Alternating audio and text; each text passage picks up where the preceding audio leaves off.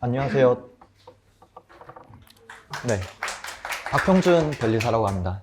네, 학원에서 1차 설명회를 이제 1년에 한 번씩 이렇게 진행을 했었는데, 여기 오신 분들이 어떤 상태인지는 정확하게 모르겠어요. 1차 시험을 탐색하고 계시는 분들도 있을 테고, 이제 준비하거나 이제 이미 진행 중이신 분들도 있을 테고, 뭐 초시도 있고 1차 한번 떨어졌을 때 다시 준비하는 재시 분들도 계실 텐데, 어떤 상태인지는 정확히 모르기 때문에 일단 초시 진입생 분들 기준으로 설명을 좀 드리도록 하겠습니다. 네. 제 소개를 간략히만 드리면요, 저는 10년차 변리사예요. 네. 그래서 변리사로서 이제 일을 오랫동안 하고 있고 강의도 오랫동안 하고 있는데, 그 중에 이제 제일 중요한 거, 네, 변리사 업무 중에 제일 중요한 게 특허거든요. 그래서 저는 그 변리사 시험에서 특허법 과목을 담당을 하고 있어요. 근데 특허법이라 하면은 이제 들어보신 분들도 계실 테고, 뭐 처음이신 분들도 계시겠지만, 우리 변리사 시험에서는 특허법을 1차, 2차 필수 과목으로 이제 담당을 시키고 있어요. 그래서 1차 시험뿐만 아니라 2차 시험에서도 특허법이 중요하게 작용을 할 수 있는데, 저는 현재 2차 특허법에서 이제 좀 오랫동안 이제 강의를 하고 있는 상태였고요. 1차 강의는 시작한 지 한 4, 5년 정도 됐어요. 그래서 간략히 제 설명을 드리고요. 그 다음에 여기서 1타라는 얘기가 중간에 있어가지고 이거는 제 입으로 말씀드리긴 부끄럽지만, 1타 기준이 뭐냐 하면은 합격자 배출수예요. 우리가 매년 변리사 최종 합격자가 1년에 200명씩 나오거든요.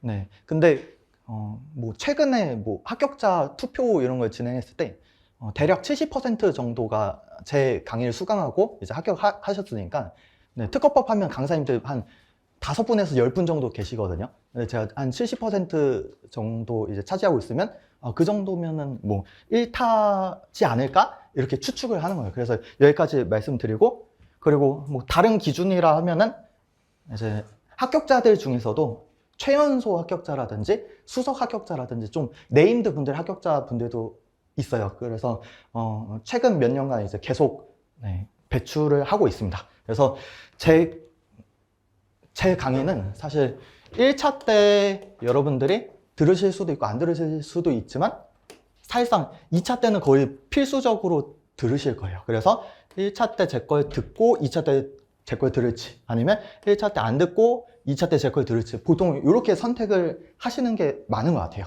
근데 저는 여기 이제 나와서 이제 여러분들한테 설명드릴 게, 변리사가 어떤 일을 하는지 이런 거 간략히 설명드리면서, 동시에 특허법이 우리 시험에서 중요하니까 제 거를 1차 때 듣고 2차 때 들으면은 좋은 이유들을 조금 설명을 드릴게요. 네.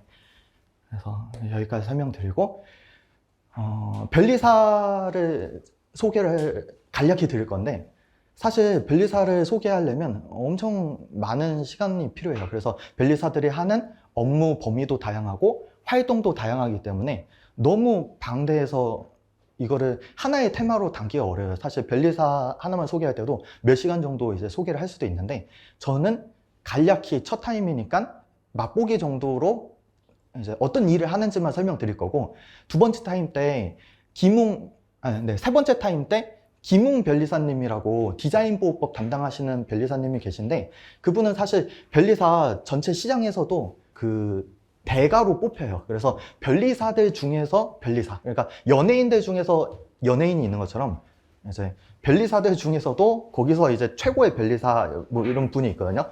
그분이 이제 변리사 현업 관련해서 많은 얘기를 해주실 거니까 저는 간단하게만 소개해 드릴게요. 그래서 일단 5글자, 네, 산업재산권. 그 다음에 2글자, 대리. 변리사를 설명하려면 이 5글자, 이 2글자를 알면 됩니다. 그래서 산업재산권은 들어보신 분들도 있겠지만 좀 생소한 얘기일 수 있어요. 그래서 어떤 제품이 있을 때 3가지 측면에서 이 제품을 보호할 수 있어요. 네. 그래서 크게 보면은 기술, 브랜드, 외관 이렇게 설명을 할 수 있는데, 뭐 새로운 자동차든 새로운 핸드폰 기술이든 여기에 기술이 들어가 있을 수 있고, 그다음에 어떤 브랜드, 네, 상표 들어가 있을 수 있고, 그 다음에 이게 어떤 모양이냐, 외관이 있을 수 있는데, 이거를 권리로서 보호를 합니다. 권리로서 보호한다는 게 무슨 의미냐 하면은, 내가 개발한 것은 나만 오로지 사용할 수 있게. 그래서 예를 들어서 그 기사 같은 거 보면은 중소기업이 어떤 제품을 개발했는데 대기업이 이걸 침해해가지고 사실상 대기업이 이익을 다 가져가고 중소기업은 피해만 입고 이제 뭐 사업이 망하는 그런 경우들이 있거든요. 근데 그런 경우들 대다수가 이제 권리를 보호받지 못했기 때문이에요. 그래서 변리사가 하는 일이 뭐냐면은 이 산업재산권을 보호를 하는 일인데, 이 권리 보호라는 게 사실 추상적이거든요. 그래서 여러분들이 나중에 이 변리사 시험을 준비하면 민법에서 이 권리에 대한 내용을 엄청 자세히 배워요.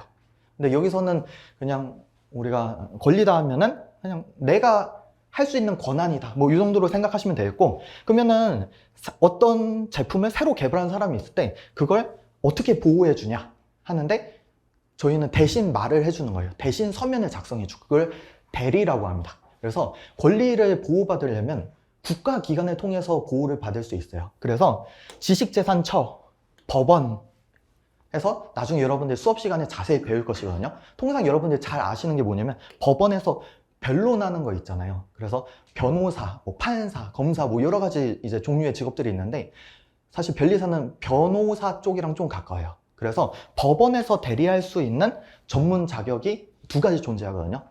변호사하고 우리가 이제 나머지 변리사예요. 그래서 기술에 대한 내용을 가지고 법원에서 변론을 할 수 있어요. 그래서 그걸 대리라고 한다.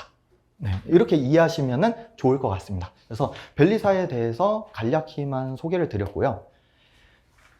이제 처음 초시 진입하시는 분들이 계실 것 같아가지고 시험 개요에 대해서 간략히 설명드리려고 합니다. 이 시험 개요는 사실 인터넷만 쳐도, 큐넷만 들어도 자세히 나오기 때문에 간략히만 설명드리면 1차 시험 과목 해서 민법, 산업재산권법, 자연과학 이렇게 세 과목이 있다. 근데 거기에 플러스 알파로 이제 뭐 토익 이런 영어 성적을 갖춰야 된다. 그리고 영어 성적은 이 기준 점수를 775점, 뭐 이 기준 점수를 넘으시기만 하면 되고, 이 세 가지 과목 총점으로 이제 일정 점수가 나와야 됩니다. 근데 일정 점수가 나오는데 그 기준이 뭐냐면은 석차로 결정이 됩니다. 그래서 우리가 1차 시험 응시자가 4,000명 정도 되는데 그 중에 600등 안에 들어야 1차 시험이 합격이 된다. 2차 시험은 어떻게 되냐 하면은 2차 시험은 응시자가 1,100명에서 1,200명 사이예요. 그 중에 200등 이상이 합격 기준입니다. 그래서 왜 2차 시험은 1차 시험 합격자보다 더 많지? 이렇게 생각하실 수도 있는데, 1차 시험을 합격하게 되면 2차 시험을 응시할 수 있는 기회가 2번 주어지기 때문입니다. 네. 그리고 2차 시험은 1차 시험 과목이랑 조금 달라요. 그래서 과목도 다르고 성격도 다른데, 과목은 공통되는 것도 있어요. 1차 시험에서 특허법, 상표법 이런 과목이 있는데 2차 시험에서 공통되는 과목이 있고, 1차 시험에서는 민법을 배우는데 2차 시험에서는 민사소송법을 배우기 때문에 과목이 일부 1, 2차가 겹치기도 하고 다르기도 하다. 이렇게 알아두시면 되겠고, 그리고 사실 제일 큰 차이는 뭐냐면 객관식이냐 논술형이냐 이 차이죠. 그래서 1차는 오지선다해서 맞는 거 정답을 하나 고르시면 되고, 논술형은 자기가 이제 공부한 내용을 답안지에 이제 글로 써야 됩니다. 그래서 논술형 시험이라 뭐 어려움이 있을 수 있는데, 2차 시험도 뭐 사실 저도 처음 시험에 진입할 때 이거 시험이 너무 어려울 것 같아서 이게 가능할까 생각을 해봤는데, 여기 시험 합격자분들 대부분 99%가 공대생들이거든요. 그래서 다들 하다 보면은 그 절차가 있어요. 이렇게 1단계, 2단계, 3단계 이렇게 연습을 하다 보면은 그 실력에 오를 수 있어요, 충분히. 그래서 너무 부담을 가지실 필요는 없을 것 같습니다. 그래서 1차 시험과 2차 시험의 대략적인 개요에 대해서 말씀을 드렸고요.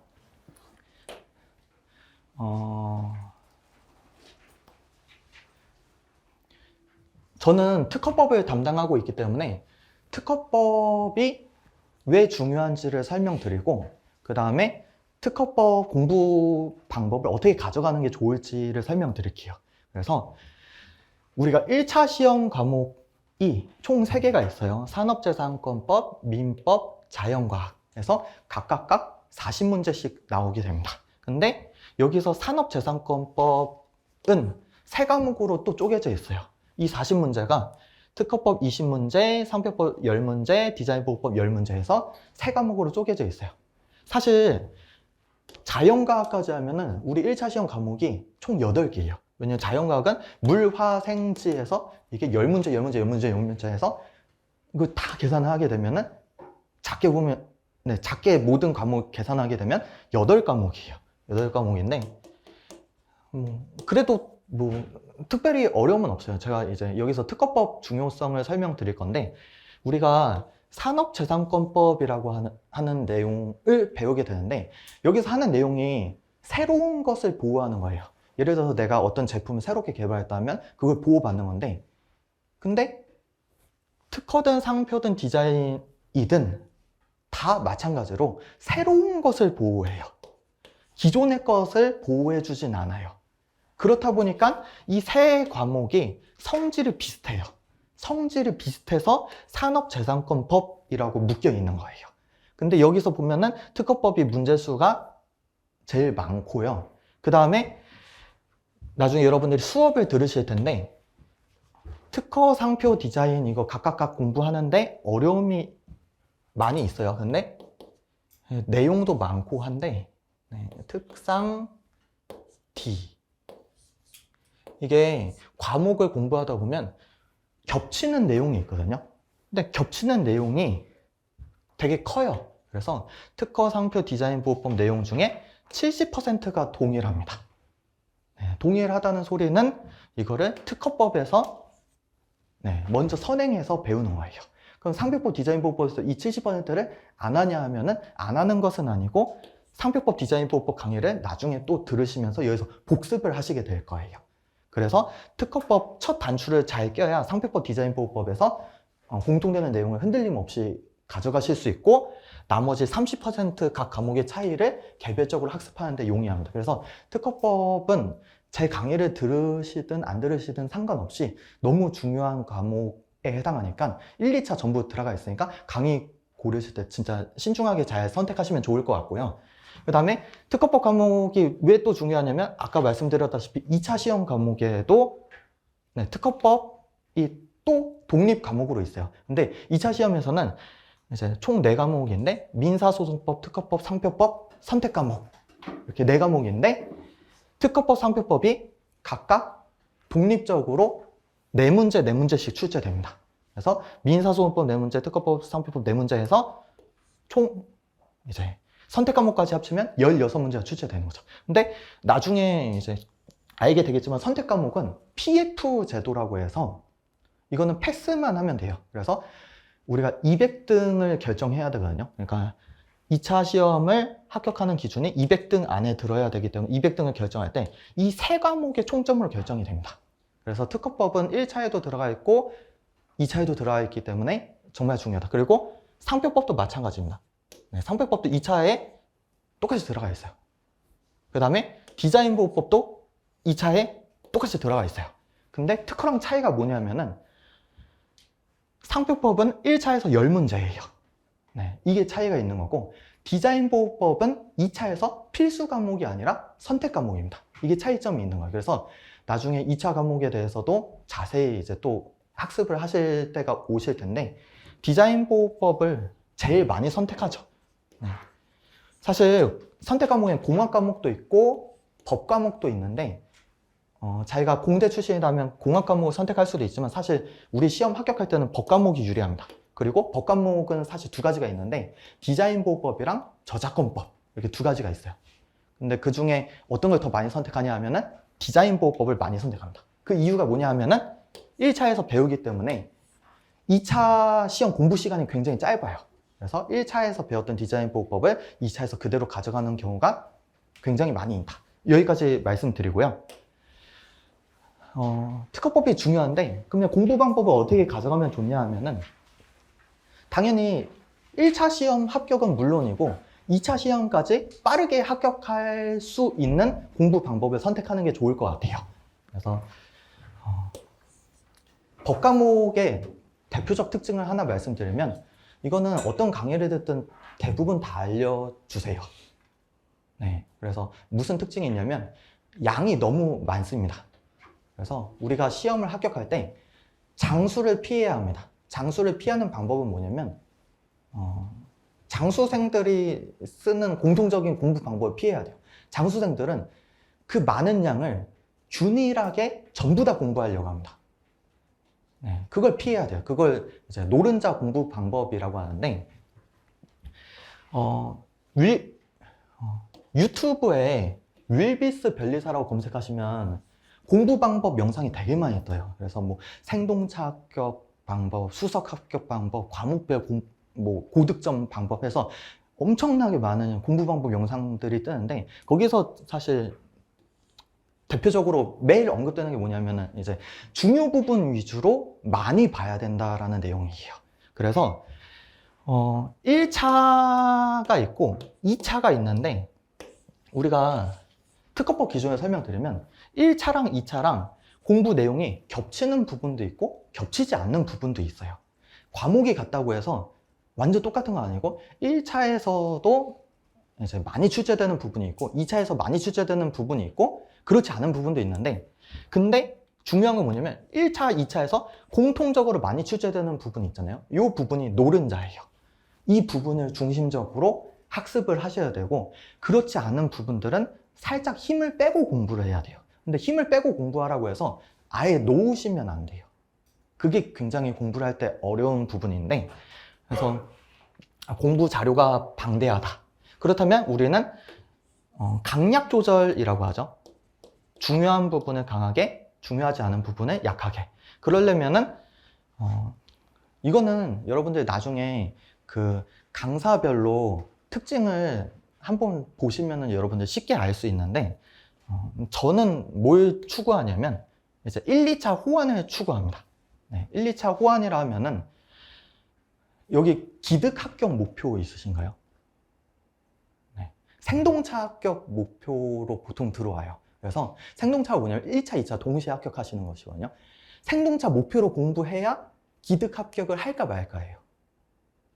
기득 합격 목표로 들어온다 하면은 그거는 사실 자기 객관화가 훌륭하다고 칭찬을 받을지언정 그렇게 계획을 짜시면 안 돼요. 우리는 무조건 생동차 합격을 목표로 삼고 들어와야 됩니다. 그러려면은 1차, 2차 호환이 되게 중요해요. 왜 그러냐면 1차 시험이 끝난 이후에 2차 시험까지 대략 5개월 정도 시간밖에 없어요. 그러면 이 5개월 정도 시간 동안 여러분들 서술형 답안, 자기가 배운 내용을 답안에 어떻게 써야 되는지 글쓰기 방법부터 그 과목별로 심층적인 내용까지 2차 공부에서 학습을 하게 됩니다. 근데 그 기간이 굉장히 짧다 보니까 1차, 2차가 호환이 되는 게 되게 중요해요. 그래서 저는 강의를 고르실 때는 1, 2차 강의를 전부 하시는 분이 있다면 거기에 좀 가중치를 두는 게 좋지 않을까 이렇게 생각을 하고요. 그 다음에 컴팩트한 이해 정리라고 하는데 제 강의의 특징은 뭐냐면 시험에 나오지 않는 부분은 거의 가르치지 않아요. 모든 강사님들이 다 똑같다고 생각하실 수도 있는데 사실 교재를 보면 알 수 있어요. 교재를 봤을 때 기출문제에서 출제되는 부분 위주로 책이 서술이 되어 있는지 아니면 그렇지 않은 부분까지 방대하게 서술되어 있는지 그걸 보시면 사실 중요한 부분 위주로 책이 서술되었는지를 알 수 있어요. 그래서 기출을 잘 보셔야 되는데 여러분들이 초반에 들어보시게 되면은 기출문제를 보고 공부를 시작하는 게 아닐 거란 말이에요. 그렇다 보니까 여러분들이 교재를 볼 때는 아무튼 느낌이 쎄하다 이런 느낌이 와요. 그러니까 어떤 교재를 보고 공부를 하면은 이게 시험 문제 어떻게 나오는지도 모르겠고 이게 나오는지도 모르고 있는데 나는 열심히 그냥 공부만 막연히 하고 있다. 이런 느낌이 오면은 기출문제를 한번 봐야 돼요. 그래서 기출문제에 나오지 않는 내용을 너무 방대하게 하고 있다면 한번 좀 생각을 해보셔야 됩니다. 그리고 그게 있어요. 뭐냐면 기출문제만 잘 풀 수 있더라도 뭐 최근 10년치라고 볼 수도 있고 최근 20년치라고 볼 수도 있는데 기출문제만 잘 풀 수 있더라도 우리는 다음 시험에서 90점 정도 가까이 맞을 수 있어요. 네, 그래서 기출에 나오는 내용들 위주로 잘 공부를 하시면 좋겠고 제 책에서는 조문, 판례, 기출 해서 조판기라고 부르거든요. 이 책을 기준으로 가르치는데 기출되지 않은 내용들은 대부분 다 각주에 들어가 있어가지고 책 밑에 조그맣게 써져 있어요. 근데 다른 책들은 제 각주에 있는 내용들이 본문에 막 섞여서 들어가 있어요. 그러면은 뭐가 중요한지 몰라요. 그러니까 제 책에도 빠진 건 없어요. 왜 빠진 게 없냐면 기출에 나오는 것뿐만 아니라 기출에 안 나오는 것도 각주에 전부 넣어두었거든요. 그 이유는 뭐냐면 가끔가다 그러시는 분들이 있어요. 제가 본문에 기출에 나오는 내용만 넣어두니까 다른 책에 있는 게 없는데요, 불안한데요, 이렇게 하시는 분들이 있어가지고 제가 그 내용들은 각주에 넣어놨어요. 그래서 여러분들이 90점에서 더 추가적으로 더 노력을 하고 싶다면은 각주 같은 걸 좀 참조하셔서 보충하는 방법이 있는데 보통 이제 90점만 맞아도 훌륭합니다. 그래서 여기까지 좀 개별적인 내용을 설명드렸고요. 그 다음에 제 강의반의 특별한 특징을 몇 가지만 더 설명드리면요. 제 강의에서는 보조자료를 좀 많이 나누어 드려요. 네. 책이 한 권인데 보조자료를 좀 많이 나눠 드립니다. 다른 분들 같은 경우에는 책이 권수가 많아요. 책이 특허법 책만 해도 5권인 분들도 있고 6권인 분들도 있어요. 근데 그게 사실 생각보다 좀 빡세요. 왜 그러냐면 제가 앞에서 설명드렸다시피 우리는 1차 시험에서 8과목을 준비하거든요. 근데 한 과목의 교재가 4권, 5권, 6권이다 하면은 그러면 여기 곱하기 5를 하는 순간 책이 막 40권이 돼요. 그 너무 많잖아요. 그래서 저는 책은 딱 기본서 한 권으로만 진행을 하고 여기에 이론이랑 문제가 전부 다 들어가 있어요. 그리고 보조 자료를 나눠드렸는데 이거는 사실 필수 자료는 아니에요. 근데 반응이 좀 너무 좋아요. 어떤 면에서 좋냐면 다른 강의에서 제공하지 않는 1, 2차 호환만을 위한 자료들을 여러 개 나눠드리거든요. 그래서 참조를 해보시면은 나중에 좀 괜찮을 것 같고, 그리고 제 강의의 특별한 점 두 번째를 또 말씀드리면 1차 강의를 할 때 2차 보조 자료도 함께 제공을 해드려요. 그래서 가끔 가다가 1차 특허법은 뭐 아무나 들어도 상관없다 뭐 이렇게 말씀하시는 분들도 간혹 있는데, 근데 뭐 그 말도 반은 맞지만 또 자기가 잘 고르면 또 좋은 게 뭐냐면 2차에서 특허법이 공통이 되기 때문에 2차 자료를 1차 범위 내에서 같이 학습을 하는 방법도 있어요. 근데 이거를 되게 많은 사람들이 목표로 삼거든요. 1차 공부를 할 때 2차 내용도 같이 공부를 하고 싶어요. 근데 어떻게 해야 되는지 몰라요. 이렇게 질문 주시는 분들이 많아요. 그 이유는 뭐냐면은 2차에서 배우는 내용에서 중요한 부분들을 1차 때 함께 설명하기 어렵기 때문이에요. 그래서 저는 사실 2차를 더 주력으로 하고 있기 때문에 1차 강의를 하면서 2차에서 중요한 내용을 함께 다 전달 드릴 수 있어요. 그래서 참고하시면 되게 좋을 것 같아요. 그래서 제 강의는 기본 강의가 있고 그 다음에 중급 강의가 있고 최종 정리 강의가 있어요.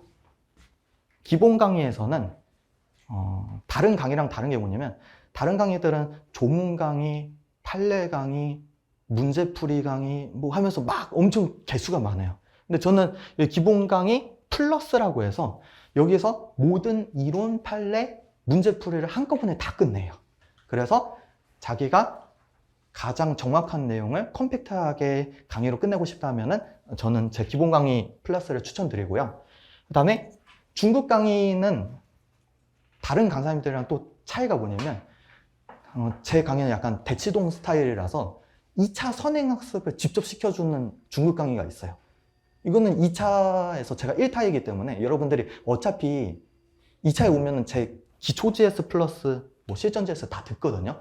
여기서 나오는 내용들을 선행학습을 시켜주는 강의가 있어서 작년에 사실 이거 개설할까 말까 좀 고민했어요. 왜냐면 너무 사교육을 좀 이렇게 과열시키는 거 아닐까 이렇게 좀 여러 가지 고민하다가 그래도 사람들이 1차 공부를 할 때 2차 공부를 함께 하고 싶다라고 말씀을 많이 주셔가지고 이 중급 강의를 하면서 2차 내용을 선행을 거의 1차 수준에서 전부 다 시켜드립니다. 그래서 참고하시면 좋을 것 같고, 그 다음에 중급 강의는 사실 필수는 아니고 선택이죠.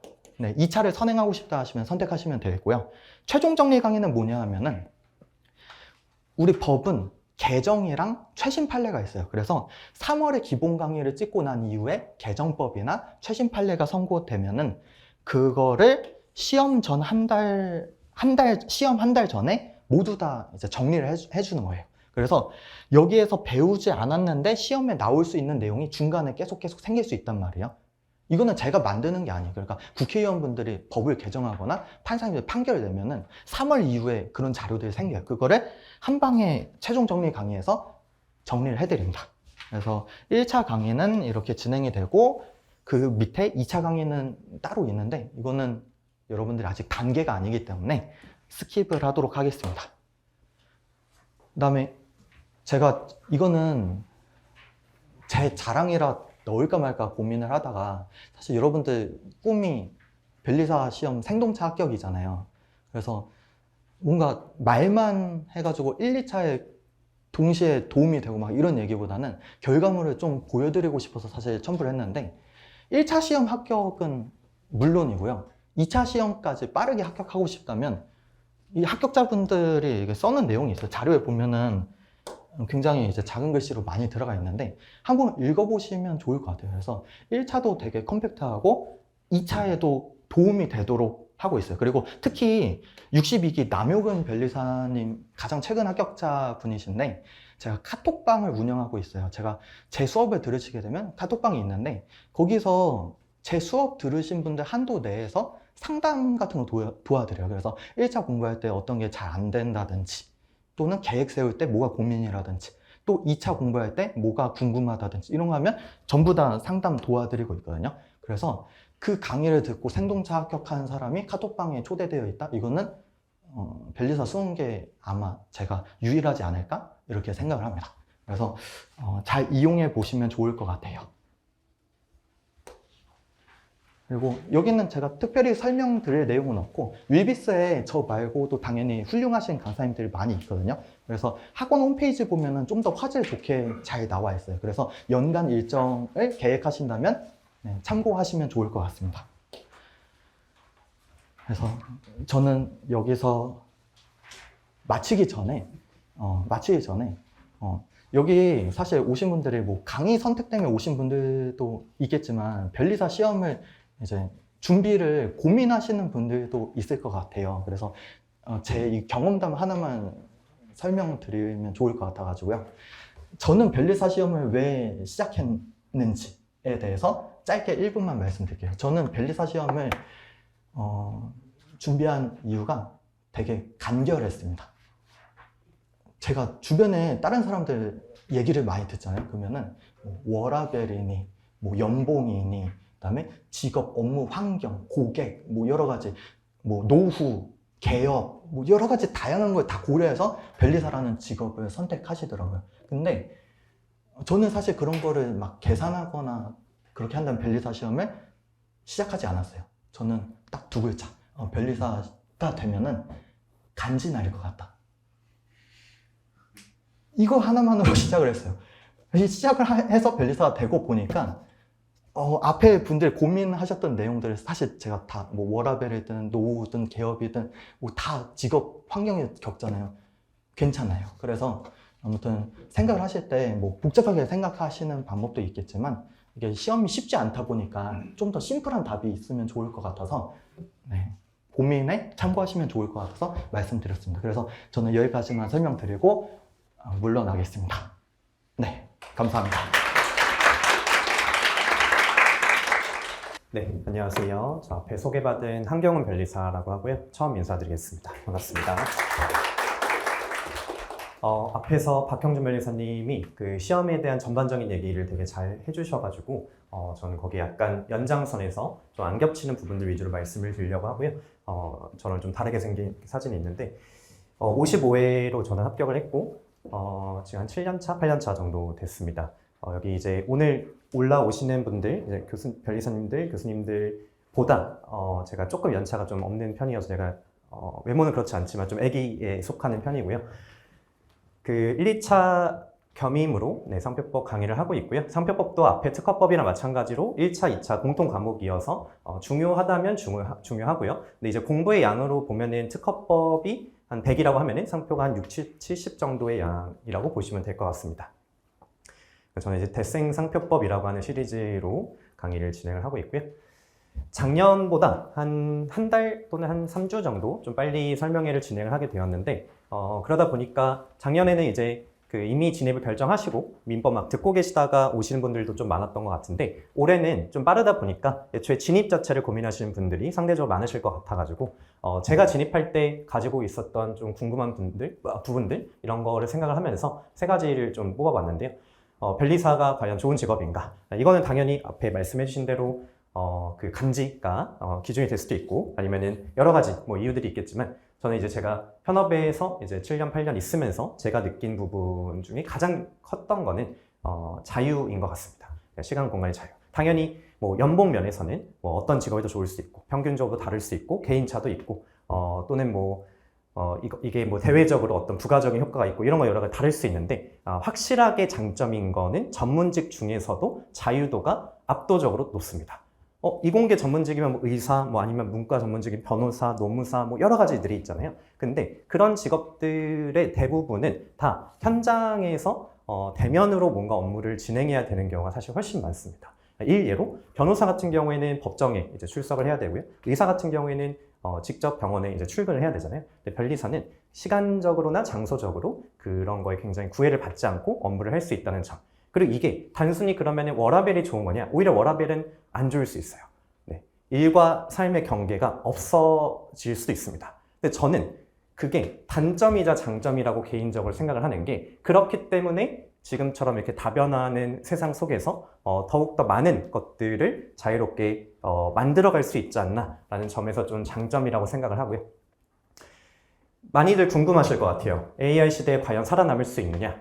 저도 계속 고민하고 있는 부분이고, 오늘 이 자리에 서기에 앞서서 좀 제미나이 3.0이 아무래도 지금 가장 좋은 모델이라고 평가를 받기 때문에 물어봤습니다. 살아남을 것 같냐? 너가 변리사를 접수할 수 있을 것 같냐? 물어봤는데, 좀 부정적으로 보면은 뭐 10년, 길면 20년, 그리고 이거는 대체가 된다는 사실 좀 굉장히 낮은 가능성으로 보고 있는 것 같고, 병행하지 않을까, 병존하지 않을까라는 시각이 조금 더 지배적이었던 것 같습니다.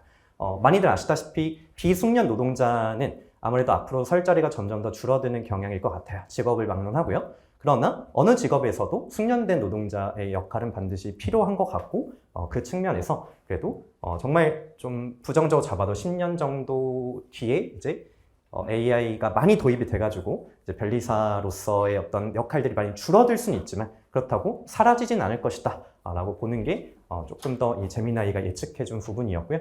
그런 측면에서 여기 계신 분들, 뭐 아까 말씀해 주신 대로 생동차 합격하면은 지금으로부터 1년 반 정도 뒤에 이제 합격을 하시는 거고요. 뭐 혹시나 잘 안 되셔서 기득 합격하신다고 2년 반 정도 뒤에 이제 합격을 하게 되실 수 있는데, 그렇게 됐을 때도 여전히 아직은 경쟁력이 있지 않을까라고 생각을 하고 있습니다.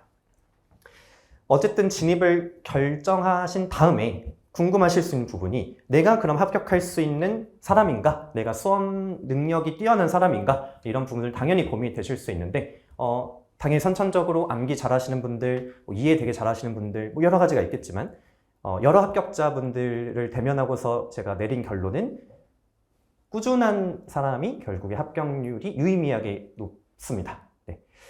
내신과 수능 인재 중에 굳이 하나를 고르자면 내신 잘하시는 분들이 조금 더 유리한 것 같아요. 그래서 이거는 뒤에 조금 더 자세히 이제 말씀을 드리겠고요. 시험에 대한 전반적인 설명을 들으셨으니까 공부를 마음을 먹고 나서 공부를 시작하신다고 했을 때 어떤 포인트들을 좀 생각하시면 좋을지를 정리해봤는데요. 일단 시험에 대한 파악을 해주셔야 됩니다. 1차만 붙고 끝나는 게 아니고 2차까지 붙어야 의미가 있는 시험이기 때문에 1차와 2차의 차이를 좀 인지를 해주실 필요가 있고요. 이 차이를 인지를 해야지만 효율적인 공부를 하실 수가 있습니다. 물론 수강을 하시는 강사님께서 잘 지도를 해주시겠지만, 이거는 이 공부를 이제 본격적으로 하시기에 앞서서 큰 그림을 좀 그려주시면 좋겠다는 생각에 말씀을 드리려고 합니다. 1차는 가장 중요한 건 눈에 이제 바르는 건데요. 이 바르는 것까지만 하면 되고, 바른 이후에 얘를 막 남한테 설명할 수 있을 정도로, 아니면 통으로 암기를 한다든지 이렇게까지 과도하게 공부를 하는 거는 필요하지 않은 공부가 될 수 있습니다. 그래서 눈에 바르는 정도를 기준으로 빠르게 회독을 돌리는 게 중요하고요. 2차는 암기 당연히 기본적으로 필요합니다. 근데 더 중요한 거는 쓰기를 할 수 있어야 돼요. 1차는 눈으로 보고 선지를 고르면 돼요. 그냥 수능 문제랑 똑같이 오지선다 문제입니다. 근데 2차는 답안지 22줄짜리 답안지에다가 총 20페이지가 되는 분량 안에 줄글로 글을 써야 됩니다. 아마 이 부분에서 가장 큰 벽을 느끼시게 될 텐데 이것도 어느 정도는 방법론이 정해져 있고요. 연습을 많이 하면은 늘릴 수 있는 부분입니다. 그냥 1차는 바르는 게 중요하고 2차는 암기와 쓰기 연습이 중요하구나 라는 생각을 가져주시면 됩니다. 2단계로 계획을 세울 때 저는 이 시험은 기본적으로 마라톤이라고 생각을 합니다. 근데 이 마라톤 유형의 시험에 대부분 익숙하지 않으세요. 대부분은 중간기말 한두 달 정도 몰아쳐가지고 치우고 그리고 다시 새로운 지식을 넣고 이런 단거리 공부를 많이 해오셨기 때문에 장거리 공부를 할 때는 월별, 주별, 일별로 계획을 덩어리로 세우는 게 굉장히 중요한 것 같습니다. 네, 이렇게 그 계획을 단위별로 쪼개서 세우고 그리고 공부하는 방법도 중요한데 뒤에서 한번 자세히 설명을 드리겠지만 저는 이 생활 방법이 굉장히 중요하다고 생각을 하고요. 이건 뒤에서 좀 자세히 말씀을 드려보겠습니다. 시기별로 봤을 때 지금이 이제 장애 초반이라고 볼 수 있고요. 여기 후반은 이제 하반기 정도라고 생각을 하시면 되겠는데요. 초반에는 특별한 공부 방법이 없어요. 그냥 강의를 들으시는 게 가장 좋습니다. 강의 안 듣고 합격하는 사례 당연히 있을 수 있는데요. 매우 소수의 사례일 수밖에 없습니다. 효율 면에서 강의를 듣는 게 당연히 가장 좋고요. 법 과목은 처음 공부하시는 분들이 대부분이다 보니까 강의를 수강을 하시고 자연과학 같은 경우에는 특히 약한 과목 위주로 강의를 수강하시고 그 외에는 문제풀이 위주로 진행을 해주시면 되고 그리고 이제 기본서 해도 열심히 해주시면 됩니다. 근데 이 초반 공부에서는 내가 공부를 잘 하고 있는지 아닌지가 사실 가늠이 잘 안 돼요. 어디서부터 그 지표가 명확해지냐? 문제풀이에 들어가 보면 압니다. 문제풀이 들어가 보면은 내가 이 과목의 완성도가 어느 정도인지 시험을 보기 위한 그 준비가 어느 정도 돼 있는지를 즉각적으로 알 수가 있어요. 그래서 가장 많이 이제 좀 잘못하시는 부분이 이 초반 공부를 잘 쌓기 위해서 회독을 너무 열심히 하다 보니 문제풀이를 너무 늦게 들어가는 거예요. 생각보다 이렇게 해서 잘못 가는 분들이 많은데 지금 시기나 2월, 3월에 진입하시면은 1차 준비 치고는 빠른 편이긴 합니다. 되게 빨리 진행을 하시는 건데 근데 이걸 예를 들어서 한 10월까지 계속 책만 읽어요. 문제를 안 풀고. 그리고 한 11월부터 이제 본격적 문제풀이 들어가잖아요. 그럼 한 3달 시간이 남는데 이 3달 시간 동안에 문제풀이를 열심히 한다고 해서 실력이 갑자기 느는 게 아니기 때문에 오히려 이분들이 정답률이 많이 안 올라갑니다. 그래서 떨어지게 되는 경우를 꽤 많이 봤어요. 그래서 후반에는 그냥 미리 마음속에 담아두세요. 문제풀이 중심으로 간다. 네, 이거를 마음속에 잡아주시고 앞부분에 이제 힘 조절을 좀 해주실 필요가 있습니다. 조금 더 구체적으로 말씀을 드려보면은 1차에서 2차에서 당연히 강의는 이 학습에 있어서 차지하는 비율이 저는 10%가 되지 않는다고 생각을 합니다. 네, 강의를 들었다고 해서 내게 되는 건 전혀 아니에요. 강의를 들었으면은 그거는 그 강사님 거예요, 사실은. 그 강사님의 지식을 내가 그냥 엿들은 거예요. 그럼 그게 언제 내게 되냐? 이거를 다시 한번 복습을 하고 생각을 해보고 읽어보고 하면서 이제 자연스럽게 익어가는 거라서 강의를 너무 열심히 들으시면 안 돼요. 그럼 그 시간 동안에 오히려 공부할 시간이 줄어든다고 보시면 돼요. 그래서 가장 중요한 거 밀리지 않고 정해놓은 그 커리큘럼대로 최대한 따라가는 거예요. 이게 가장 기본이고요. 1차는 그 외로 저는 2주 단위를 좀 권장을 드리는데 개인차가 있을 수 있겠지만 결국에 이 문제풀이를 내가 시험까지 몇 번 돌렸냐로 사실상 점수가 저는 수렴한다고 생각합니다. 네. 민법, 산업재산권법, 자연과학 크게 3과목이고 그 각 과목마다 예를 들어서 민법 같은 경우는 저는 합격의 딱 기준점이 6번이라고 생각하거든요. 이런 숫자를 이렇게 어떻게 정확히 말할 수 있냐? 제가 경험을 해본 거에 이제 여러 가지 데이터를 결합을 해봤을 때 5번, 6번 정도 푸는 사람들은 정답률이 100점에 가깝게 수렴을 합니다. 그래서 이거를 미리부터 어느 정도 염두에 두고 그 앞에 공부를 계획을 잡아주시면 좀 도움이 되실 것 같고요. 그리고 또 하나 중요한 게 이 마지막 한 달의 슬럼프에 빠지지 않는 거예요.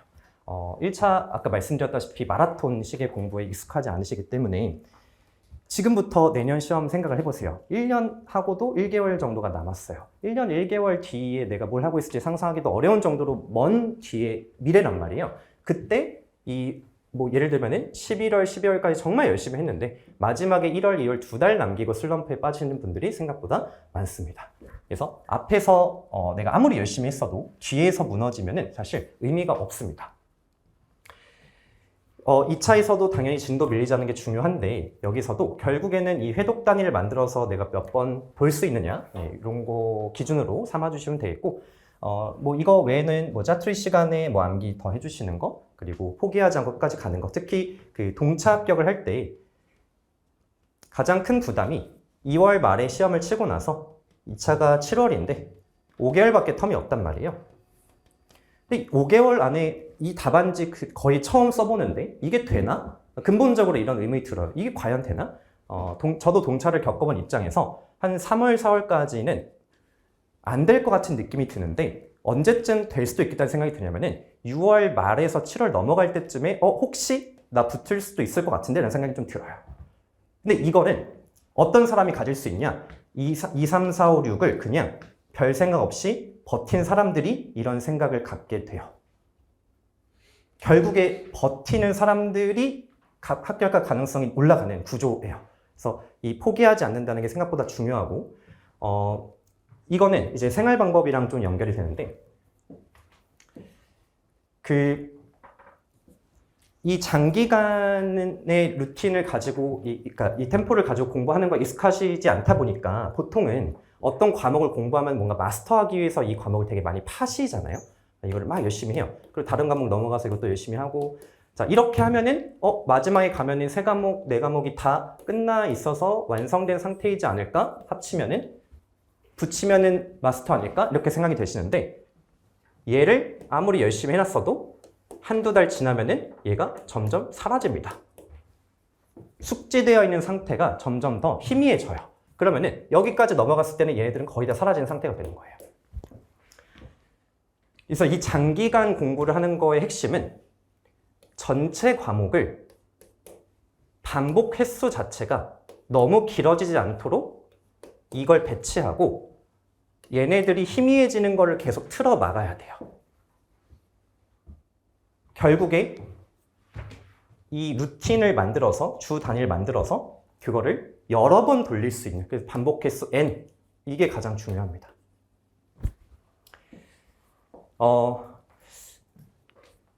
그리고 공부하면서 이제 이 체력에 대한 부분도 많이 걱정을 하실 수 있어요. 뭐 원래 운동을 많이 하신 분들도 있고 잘 안 하시는 분들도 있고 한데 장기전이잖아요. 그래서 이 체력도 무시할 수 없습니다. 네. 근데 어느 정도를 해야 되느냐, 뭐 헬스 하루에 1시간씩 해야 되느냐, 뭐 수영 하루에 1시간 해야 되느냐, 뭐 딱 기준은 없지만 그래도 홈트 정도, 홈트 뭐 하루에 뭐 10분이든 15분이든 이런 좋은 습관을 하나 만들어 주시면은 자 이것도 언제 도움이 되냐? 시험 한 달 정도 전에 가면은 이걸 체감을 하게 됩니다. 체력이 다들 지쳐 있는 상태에서 그래도 마지막까지 버티는 사람들이 있고 아닌 사람들이 있는데 이런 평소에 체력을 길러내는 데에서 차이가 좀 나는 것 같습니다. 그리고 이 감정 기복 줄이기와 진입판에서 일치라고 생각하기는 좀 비슷한 맥락인데 이게 제가 요새 좀 많이 보는 관점이에요. 자, 여러분이 진입을 결정을 했어요. 만약에 공부를 하고 있는 입장인데 만약에 진입을 결정 안 한 상태면 당연히 공부를 열심히 할까 아니면 하지 말까 고민을 하겠지만 진입을 결정한 상태에서는 고민이 열심히 할까 또는 그만둘까의 고민이지 열심히 할까 덜 열심히 할까는 선택지가 아니죠. 나는 합격하고 싶어 불합격하고 싶어 이것도 당연히 선택지가 아니에요. 따라서 내가 시험을 그만두지 않고 계속 가겠다라고 마음을 먹는 이상 선택지는 하나밖에 없어요. 지금이 이제 진입을 고민하실 수 있는 시기이기 때문에 말씀을 드리는 거기도 해요. 여러분들이 내가 이 시험을 할지 말지 모르겠다 그러면은 지금 결정을 하시는 거예요. 근데 내가 하기로 결정을 했어요. 그러면은 일단 1년 단위 공부를 하는 거잖아요. 그럼 이 1년은 한 덩어리입니다. 한 덩어리 안으로 그냥 가는 거예요. 그래서 중간중간에 이거 시험을 내가 잘 할 수 있을까? 내가 합격할 수 있는 사람일까? 내가 지금 뭐 이렇게 등수 같은 거 봤을 때, 내가 될까 안 될까? 이런 고민 자체가 사실은 의미가 없고, 어차피 해야 돼요. 그러면 고민의 방향을 어떻게 가져가느냐? 어떻게 하면 더 잘할 수 있을까의 방법을 찾으셔야 됩니다. 그리고 그 합격하신 분들 중에 보면은 보통 이 감정 기복이 애초에 적은 분들이 좀 있어요. 이런 분들은 그런 고민 자체를 안 합니다. 그런 생각을 왜 해? 그냥 하면 되지? 이렇게 말씀하시더라고요. 그래서 내가 감정 기복이 좀 있는 분들은 이 루틴 안에 나를 그냥 이렇게 넣어가지고 그냥 매일매일 똑같은 삶을 살다 보면 이 감정 기복을 좀 줄이실 수 있는데, 이건 나중에 기회가 되면 또 말씀을 드리고, 제가 이 슬라이드를 넣은 이유는 이 법학이라는 거를 대부분 다 이제 처음 접하실 테니까 이 법학이란 거에 대해서 좀 많이 막연하게 인문학적으로 생각을 하실 것 같아가지고 좀 말씀을 드리는 건데요. 저도 처음에 그랬습니다. 법학 전혀 공부해 본 적도 없고요. 근데 공부를 하다 보니까 또는 이 구조화를 해보니까 느낀 점이, 결국에 이 법학이란 것도 하나의 좀 논리 체계가 있고, 이 논리 체계에다가 무엇인가 이렇게 대입을 해가지고 결과값을 뽑아내는 과정이라는 점에서 수학에서 많이 다루는 이 함수 관계, 네. F는 Y는 Fx의 이 관계에 벗어나지 않는 것 같습니다. 크게 보면은. 그래서 이공계생 분들이 저는 오히려 법학을 잘할 수 있다라고 생각을 해요.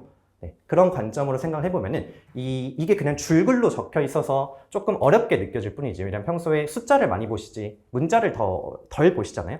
네, 그렇다 보니 좀 낯선 거지, 계속 공부를 반복을 하시다 보면은 생각보다 그냥 논리 체계가 명확한데 이걸 그냥 이 논리를 공부하고 상황을 대입해가지고 결과를 도출하면 되겠는데, 네, 라고 이해를 해주시면 법학이 조금 더 친숙하게 느껴지실 수 있을 것 같고요. 제 강의에 대한 소개는 좀 짧게 드리자면은, 그 앞에 박형준 변리사님과 마찬가지로 저도 기본 강의 이제 플러스라는 강의로 진행을 하고 있습니다. 이 플러스 강의를 처음에 그 고안을 할 때 가장 고려했던 부분은, 지금까지 대부분의 그 상표법 강의가 어땠냐면은 1차 때 엄청 두꺼운 책으로 공부를 해요. 엄청 두꺼운 책, 막 한 800페이지 되는 책으로 공부를 하고, 2차 때 가가지고 오히려 책이 얇아져요. 막 300페이지 이렇게 돼요. 근데 사실 처음 상표법을 공부할 때는 상표에 대해서 아는 게 별로 없는데, 이때는 이렇게 긴 책으로 막 별의별 내용을 다 배우고, 오히려 2차에 가면 막 요것만 암기를 하고 이렇게 들어가는 거예요, 시험장에. 그래서 이게 좀 기형적이다라는 생각을 좀 했습니다. 그래서 오히려 1차 때 더 컴팩트하게 핵심적인 내용들을 공부를 하고, 그리고 2차 때 논의를 조금 더 확장을 하는 방식이 맞겠다라고 생각을 했고요. 1차 때 그러면 이렇게 책이 얇아지는 것에 대해서 내용이 빠지는 거냐? 사실 그렇지는 않습니다. 네, 결국에는 기출문제를 중심으로 필요한 내용들을 좀 더 압축을 한 형태이고요. 그리고 교재 자체가 이론만 있는 게 아니라 기출문제가 함께 수록이 되어 있어서, 저는 수업을 하는 과정에서 이거 내용 읽고 설명드리면은 문제를 바로 같이 풀어봅니다. 그래서 이렇게 만약에 하지 않고 그냥 줄글로 내용 설명만 듣잖아요. 그 문제 풀면은 정답률 한 30% 나와요. 근데 같이 문제를 풀고 그 다음에 다시 기출문제 혼자 풀어보면은 정답률이 절반 이상 나옵니다. 그래서 처음부터 좀 자신감을 가지고 공부를 해나가실 수 있는 좀 장점이 있고요. 마찬가지로 2차도 상표법 필수 과목으로 들어가 있기 때문에 1차 할 때 많이들 상표법을 선행을 하고 싶어 하세요. 근데 이 상표법 같은 경우에는 특허보다도 조금 더 판례에 대한 비중이 높습니다. 이 판례라는 거는 실제 판시된 사례들인데요. 이 판시된 사례들이 문제로도 나오고 그걸 내용을 직접 공부를 하게 되는데, 이거에 대한 설명을 1차에서부터 좀 체계적으로 연계해서 좀 설명을 드리고 있고요. 그리고 앞에 박형준 변호사님 오픈 카톡방 말씀해 주셨듯이 저도 오픈 카톡방을 이제 운영을 하고요. 이 오카방이 뭐 사실 매번 질문할 게 없더라도 이런 채널이 있고 없고에 따라서 좀 심리적인 안정감이 있는 것 같습니다. 내용 질문일 수도 있고, 아니면은 공부 방법에 대한 질문일 수도 있고, 혼자 조용히 슬럼프를 겪고 있는 분들 같은 경우에도 빨리 주변에 사실 도움을 요청을 해야지 거기서 빨리 벗어날 수 있기 때문에, 그런 것들 뭐 구분 없이 자유롭게 질문을 하실 수 있도록 채널을 운영을 하고 있습니다. 개인적인 질문 있으시면은 이메일로 보내주셔도 되고요. 그리고 여기 아까 62회 이제 작년입니다. 작년 합격하신 분들 수기가 올라와 있으니까 좀 참고해 주시면 되겠고요. 저는 오늘 이 자리에 오면서 당연히 더 설명드리고 싶은 말들이 너무 많긴 한데, 제가 여러분이 이 자리에 앉아있는 여러분의 입장이라면 뭐가 제일 궁금할까 했을 때, 사실 저는 진입이라는 부분, 그리고 이 AI 시대에 과연 이 변리사를 내가 해도 될까? 믿고 그냥 진입을 해도 될까? 왜냐면 한번 진입을 하면은 1년 단위의 공부다 보니까, 그리고 사실 1년 하고 안 됐을 때 보통 그만두는 분들보다 한 번 더 하는 경우가 사실 훨씬 많아요. 그래서 한 번 여기에 발을 들이면은 빠져나가는 게 쉽지 않습니다. 네. 그래서 잘 고민해 보시는 건 맞아요. 그래야 할 필요가 있어요. 근데 어떤 선택을 하든 다른 뭐 두 가지 인생을 동시에 살아볼 수가 없기 때문에 어떤 선택을 하든 그게 최선이라고 믿고 갈 수밖에 없는 거는 뭐 맞는 것 같고요. 그리고 AI와 관련해서는 누구도 정답을 알 수가 없지만 다른 전문직들과 비교했을 때 최근에 이제 뭐 회계사나 변호사나 그 시장의 수습 뭐 그 구하는 게 되게 어렵다, 이제 이런 아마 뉴스를 보셨을 텐데 변리사는 그거에 비하면은 상대적으로 영향을 덜 받고 있는 것 같습니다. 그건 이제 저희 체감이기도 하고 아마도 앞으로도 좀 그런 경향이 있을 것 같아서, 그리고 개인적으로 그 부분에 대해서 좀 더 궁금하신 게 있으면은 저한테 따로 연락을 해주셔도 좋을 것 같습니다. 네, 뒤에 이제 또 좋은 말씀들 많이 남아 있으니까 저는 여기서 마치도록 하겠습니다. 감사합니다. 네, 안녕하세요. 예, 저는 저희 르비스 학원에서 디자인보법 강의 전임 강사로 일하고 있는 김웅별리사라고 합니다. 저는 지금 오늘 방금 말씀하셨던 특허랑 상표 강사님께서 공부 방법 중심으로도 좀 말씀을 주셨는데, 사실 디자인보법은 잠깐 아까 들으셨겠지만 1차 필수 과목이지만 2차에서는 이제 선택 과목이다 보니까 사실 이제 강의 들으시면 돼요. 공부 방법은요. 그렇기 때문에 그 부분보다는 저는 이제 간단히 소개를 좀 드리면, 일단 저는 현재 21년 차 변리사예요. 그러니까 2005년도에 변리사 시험에 붙었고, 이제 요번 26년이니까 21년 차 변리사인데, 그러다 보니까 이제 여러분들이 아마 내가 이걸 진입하시려고 마음을 먹으신 분도 계실 거고, 그렇지 않으신 분도 있을 것 같긴 한데, 아마 그런 점들 좀 말씀드려보고 싶어요. 그래서 지금 긴가민가 하시는 분들은 또 오늘 또 결정하시는 기회가 될 수 있으실 거고, 뭔가 지금 공부 시작했는데 조금 불안하다라는 생각이 있으시면은 그런 것들도 좀 말씀드릴 수 있을 것 같습니다. 그래서 그런 것들을 좀 말씀드릴 수 있도록 할게요. 자, 일단 보시게 되면 여러분 일단 제 소개부터 드릴게요. 제가 일부러 글씨 되게 많이 쓰고 많이 잘난 체하려고 갖고 왔어요. 그러니까 그 이유, 목적은 뭐냐면, 제가 공부를 하면서 가장 힘들었던 게 뭐냐면, 내가 변리사 공부를 하면서 과연 내가 장밋빛 미래를 꿈꿀 수 있느냐, 요거에 대한 어떤 그런 기대 심리 때문에 그 기대 심리가 무너질 때 공부가 잘 안 됐었어요. 근데 제가 이제 21년 동안 이 일을 하면서 느꼈던 건 뭐냐면, 변리사는 참 할 일이 많다라는 생각을 계속 해요.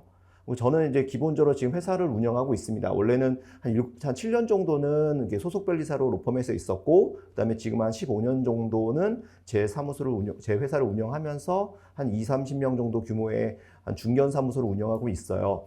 그리고 이제 디자인 보복 강의도 하고 있는데, 이제 이런 것들이 좀 여러 가지 복합이 되다 보니까 여러 기업의 법률 대리인으로서 일도 하고 있고, 여러 가지 각종 사업이나 컨설팅, 그다음에 지금 이렇게 보시는 것처럼 대학 강의 이런 것도 많이 하고 있습니다. 그러니까 현재까지는 국민대학교에서 겸임교수로 일하고 있고, 아마 올해부터는 이제 건국대학교에서도 겸임교수로 하게 될 것 같아요. 아무튼 그런 다양한 업무들을 한다라는 걸 좀 말씀드리고 싶고요. 단순히 여러분이 생각하는 챗GPT나 네이버 이런 데서 얘기하는 특허 상표 디자인이나 법률 대리인이다, 이걸 끝나는 게 아니라 정말 많은 일들을 한다는 걸 좀 말씀드리고 싶은 겁니다. 자, 그 다음에 이제 또 말씀드리고 싶은 부분은, 아까 챗GPT로 물어봤더니 한 10년에서 20년 정도 변리사의 수명을 예상한다고 하는데, 저는 좀 더 길 것 같아요. 적어도 일단 제가 죽을 때까지는 할 것 같아요. 그리고 이게 여러분 그런 게 있잖아요. 많은 기업의 담당자들이 오히려 이런 AI가 어디까지 발전할지, 만약에 진짜 AI가 우리가 상상도 못할 정도로 발전한다면 모든 직업은 사라지겠죠. 모든 직업이. 근데 저희 직업의 핵심은 뭐냐면, 모든 사회는 혁신을 이루려고 노력을 하고, 더 편하고 더 행복한 삶을 추구하는 과정에서 모든 기업들이 그것을 돈을 벌기 위한 아이템으로서 개발을 한다라는 건데, 그 옆에 우리가 있어야 되거든요. 근데 그것을 단순히 아무리 AI한테 학습을 시켜가지고 한다 하더라도 그게 과연 믿을 만한 정보가 돼서 그게 우리가 없이도 가능할 것인가라는 생각을 한다면 저는 굉장히 부정적이에요. 그건 굉장히 부정적이라고 저는 생각을 하고요. 그리고 또 하나는 모든 직업들이 지금 사라지고 있지만 저희는 단순 업무를 하지 않아요. 예컨대 디자인 특허 이런 거 하나를 지식재산처에다 출원을 할 때도 굉장히 고민을 많이 하고, 그걸 없던 걸 조합을 해가지고 새로운 조합을 만들어내서 결과물을 내는 업무다 보니까, 이게 약간 어떤 느낌이냐면 예술가 같은 느낌이에요. 기술을 가지고 디자인을 가지고 브랜드를 가지고 뭔가 새로운 작품을 만들어내는 그런 느낌이라서 지금 현재 우리가 예술적인 예술가들 이런 분들은 우리가 AI가 대체할 수 없다고 하지만 사실 그런 쪽의 개념으로 접근하게 된다면 저는 수명은 더 길어질 것 같다는 생각은 듭니다. 그래서 제가 업계에서 20년 이상 업무를 하면서 느꼈던 건 뭐냐, 오히려 요즘에는 많은 기업에서 너 이거 AI로 했어 안 했어? 네가 고민한 거 아니야? 이렇게 물어봐요. 그러면 제가 했는데요. 당연히 그러겠죠? 그때 AI는 저의 훌륭한 보조 수단으로는 될 수 있을지언정 제 업무 자체를 대체하기는 쉽지 않겠다라는 생각을 해요. 그렇기 때문에 그런 거는 좀 말씀드리고 싶고, 또 하나는 지금 기술이 발전하면 그러면 우리 시장만 갉아먹느냐? 그게 아니라는 거죠. 시장 전체 카파가 커지는 거죠. 제가 대표적인 예를 들어볼게요. 우리 코로나 이후에 지금 온라인 사이트에서 구매하는 거 엄청 많아졌죠. 여러분 안 그렇습니까? 그렇잖아요. 근데 그러면서 어떻게 됐냐면 우리의 주된 업무인 업무들이 계속 기하급수적으로 늘어납니다. 저 역대 20몇 년 동안 이 일을 하면서 작년 저 죽을 뻔했어요. 너무 힘들어가지고. 일이 너무 많아요. 자, 대표적으로 그냥 요거 말씀드릴게요. 다 아시죠? 여러분 여기서 다 구매하시잖아요? 오케이. 자, 여기 보시게 되면 치매 신고센터 사이트에 들어가시게 되면 다 요구하는 게 뭔지 아세요? 어떤 물건을 팔든 간에 니네가 필요한 건 뭐다? 상표권, 디자인권, 법원의 판결문, 권리등록증, 공공기관의 결정문 이런 것들이에요. 이게 다 뭡니까? 우리들의 결과물이에요. 디자인 등록증, 상표 등록증, 특허증, 아니면 저 법원의 판결문은 뭡니까? 민사소송이나 형사소송 판결문, 행정기관의 결정문은 우리 심판원에서 나오는 심결문들이에요. 그러니까 그런 게 예전에는 노출된 게 우리 동네에서 물건 사는 요 시장에서만 노출됐다면 지금은 글로벌하게 노출되다 보니까 일이 무진장하게 쏟아지는 겁니다. 예, 아주 바빠요. 그러니까 저는 자꾸 이렇게 바빠지는데 우리 직업이 줄어든다라고 이렇게 예측하는 거는 아직은 시기상조다라는 생각이 들고 그때 되게 되면 우리의 업무가 더 정교해지는 거지 우리 업무가 사라지긴 쉽지 않다라고 생각하는 겁니다. 그래서 약간 그러니까 일의 어떤 그 양의 증가로 봤을 때는 변리사 쪽이 가장 전문직 중에서 마지막에 사라질 것 같아요. 사라진다면. 오케이. 그 다음에 자, 일이 많아진다는 거고, 제가 요거 동영상 하나 올린 이유가 뭐냐면 여기서 좀 많이 제가 그런 얘기를 했어요. 이게 저희 고등학생들 직업 선택하는 뭐 기관이 있더라고요. 뭐 미지센터인가 서울에 있는데 거기서 저한테 영상을 좀 촬영해달라고 영상 촬영한 거 있거든요. 요거 한번 가서 보세요. 그러면은 여기서 제가 자세하게 좀 설명을 더 드리고 있습니다. 오늘 너무 제한된 시간이라서. 자, 그 다음에 또 하나. 근데 이거 조회수는 굉장히 낮아요. 그러니까 여러분이 한번 들어보시면 되게 알짜배기인데 조회수가 너무 낮아요. 그러니까 한번 들어보시고요. 자, 그 다음에 여러분 제가 이제 20년 동안 활동하면서 변리사들이 어떤 활동을 하는지를 좀 보여드릴게요. 일단 첫 번째 사진은 뭐냐면 페이퍼워크입니다. 여러분들은 앞으로 우리 고객 클라이언트들의 아이디어를 아이템을 각각의 권리로서 문서화시켜서 그걸 국가에다 신청하고 국가에서 심사를 받고 세금 내게 해가지고 권리를 발생하고 그 모든 업무들을 여러분이 대리를 해주는 거예요. 이거 쉽지 않습니다. 그래서 페이퍼워크가 거의 정말 많은 주된 업무입니다. 그래서 우리 변리사님들 중에서 굉장히 내향적인, 저처럼 약간 돌아다니고 좋아하고 이런 거 아니라 내향적으로 연구하고 이런 거 좋아하시는 분들도 맞아요. 왜? 페이퍼워크가 굉장히 중요하거든요. 저도 맨날 해요. 어젯밤에도 오늘 오전에도 저는 뭐 준비 설명 같은 거 쓰고 왔어요. 이거 항상 해야 됩니다. 그리고요. 두 번째는 이게 이제 D2B 디자인 페어라고 저희 전국 단위 공모전인데 거기에 대해 제가 전담 변리사로 들어서 컨설팅을 총괄을 하고 있는데 1년에 한 번씩 1년 주기로 계속 공모전을 하는 건데요. 거기서 학생들을 가리키고 출안하는 방법을 알려주고 지식재산권에 대한 개념 잡아주고 이런 과정들을 합니다. 그런 것도 항상 변리사들이 해야 돼요. 아무도 못해요. 다른 자격증 가신 분은 못합니다. 자, 그 다음에 저 제일 끝에 있는 거는 킴파라는 데서 제가 강연을 하는 사진인데 제일 좌측 하단이요. 저 킴파가 뭐냐면 우리나라 모든 기업이 들어가 있는 협회예요. 그 협회에서 새로운 어떤 기술이 발전하거나 새로운 테마가 생기거나 그럴 때 불러서 앞으로 트렌드에 대해서 인사이트에 대해서 얘기해달라고 할 때 누가 주로 가느냐? 변리사들이 가요. 왜? 그쪽에 가장 익숙하니까. 저건 예전에 2021년, 22년도에 소위 유명했던 메타버스라는 개념에 있을 때 우리 뭐 코로나 때 집에서 못 나가고 막 그럴 때 있잖아요. 그때 메타버스가 뜰 때 그때 초청 강연을 받아서 간 거예요. 이해 가시겠죠? 그런 거 우리가 하는 것들이에요, 다. 그 다음에 요거는 제가 반만 찍었어요. 요건 특허법원입니다. 대전에 있는 특허법원이고요. 우리 앞으로 여러분이 고객들의 분쟁을 다루게 되게 되면 2심 법원이 특허법원이고 1심은 심판원이고 3심은 대법원이죠. 그래서 특허법원에 가서 변론도 여러분 하셔야 돼요. 여러분 변호사님들 하는 것처럼 재판장님 3분 앉아있고 원고 피고 대리인으로 가서 여러분도 변론을 해야 됩니다. 예, 똑같은 일을 해요. 다만 일이 뭐가 달라요? 변호사님과 우리가 다른 건 변호사님은 사람의 내용을, 사람에 관련된 잘잘못을 따지는 거고 우리는 뭐예요? 사람이 만든 결과물에 대한 잘잘못을 따지는 거죠. 이해가시겠죠? 그 차이예요. 예, 이해가시겠죠? 그런 업무도 다 합니다. 근데 뭐 영화처럼 우리 가서 그럴 순 없습니다 하면서 막 이렇게 하면 안 되고요. 저희는 딱 기술과 그 디자인 자료 이런 거 딱 그런 것만 딱 명확하게 얘기해서 수학적으로 딱딱딱 맞춰서 이렇게 싸우는 거예요. 이해 가시겠죠? 재밌습니다. 그런 것들. 자, 그 다음에 이어서 가시면 제가 일부러 제 학위증을 갖고 왔습니다. 제가 여러분들에게 오늘 꼭 말씀드리고 싶은 것 중에 가장 중요한 내용이에요. 변리사는요, 계속 공부해야 되는 직업이에요. 예.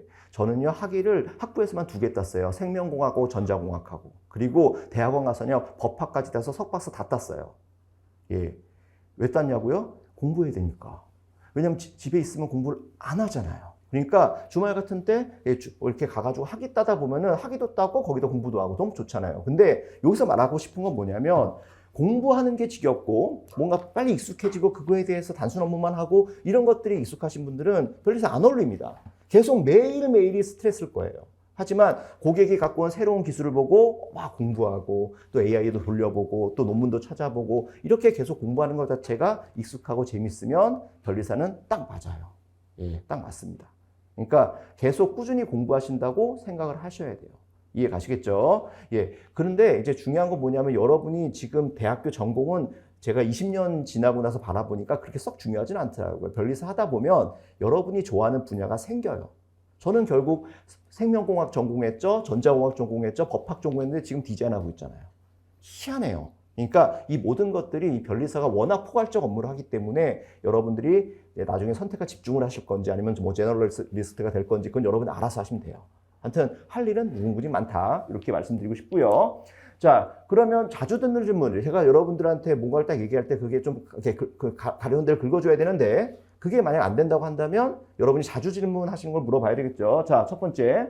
해외 변리사 자격증도 얻으면 좋나요? 그럼 좀 앞서 나가시는 분들이 꽤 있어요. 변리사 되고 나서 뭐 더 하고 싶어 하고 막 이런 분들 계시고 로스쿨 가는 거 괜찮냐 이렇게 물어보시는 많이 있으신데 당연히 좋죠. 근데 그건 변리사 따고 고민하는 게 어떨까요? 전 그 생각이 들어요. 저희 시험 만만치 않습니다. 정말 만만치 않아요. 저도 3년 동안 아침 8시부터 저녁 11시까지 도서관 처박혀서 공부했는데 한 번 떨어지고 1차도 한 번 떨어져 갖고 2차도 떨어져 봤는데요. 정말 만만치 않은 시험이에요. 그러니까 그리고 만만치 않은 시험이기 때문에 합격하고 나면 일단 세팅이 됩니다. 여러분이 사회생활하면 아무런 문제 없는 세팅이 돼요. 그 이후에 플러스 알파는 여러분이 알아서 하시면 됩니다. 학위를 따시든 아니면 미국 가서 미국 로펌에 가가지고 거기서 미국 바를 따든 아니면 로스쿨 가시든 그건 여러분 알아서 하시면 됩니다. 그러나 변리사도 아마 감당하기 어려울 정도로 일도 많고 바쁘실 거예요. 예, 미리 말씀드릴게요. 자, 두 번째, 인하우스 대우 뭐 이런 걸 말씀하시는데 자, 우리가 지금 삼성전자를 입사한다고 생각해 볼게요. 자, 여러분 이 자리에 오신 분들이라고 한다면 제 생각에는 조금만 노력하면 아마 삼성전자도 가실 수 있다라고 저는 생각해요. 물론 노력은 필요하겠지만요. 근데 변리사가 돼서 삼성전자 가는 건 좀 달라요. 즉, 변리사가 되고 나면 인하우스라고 해서 이제 기업의 담당자가 들어가는 기관에 들어가거나 아니면 여러분이 원하시면 지재처에 6급 주무관으로 들어가서 심사관을 하셔도 상관없는데 저처럼 이제 한 연차가 10년 넘어가고 20년차 넘어가면 심판관으로도 갈 수 있어요. 심판장으로도 갈 수 있는데 아무튼 그런 걸로 가는 게 어렵지 않습니다. 왜? 검증됐잖아요. 국가가 검증해 줬잖아요. 변리사가 됐기 때문에 그 이상의 업무의 전문성을 이미 검증해 받았기 때문에 일반적인 직업, 일반적인 대학 졸업장 하나만으로 기업에 들어가는 것보다 훨씬 수월하게 들어갈 수 있고 제일 중요한 건 뭐예요? 이직도 편해요. 그래서 변리사가 되고 나서는 사실 일단 저처럼 그냥 필드에서 정통 변리사 업무를 하는 사람도 있지만 이렇게 다양한 기관이나 기업에 가셔서 거기에서 대리로 들어갈 걸 과장으로 들어가서 약간 더 포괄적인 업무를 하고 이런 것도 아주 가능하다 이렇게 보시면 될 것 같고요. 그다음에 이제 변리사 현재 연봉 수입 이런 것도 많이 물어보십니다. 저는 제가 연봉을 받아본 적도 있고 제가 지금 주는 입장에서도 다 말씀드리겠지만 초봉 기준으로 본다면 꽤 괜찮아요. 그러니까 초봉이 한 지금 6, 7천 되나요? 그럴 거예요.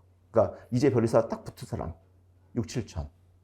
자, 여기서 여러분이 또 뭐야 이게 별거 아닌데 뭐 이렇게 생각하시는 분도 계실 텐데 그거 만만치 않은 비용입니다. 만만치 않은 연봉이에요. 여러분들 대기업 이렇게 봐서 대기업 평균 연봉하고 초임자 연봉하고 비교해 보세요. 예, 거의 저희가 꽤 높으면 높았지 낮진 않아요.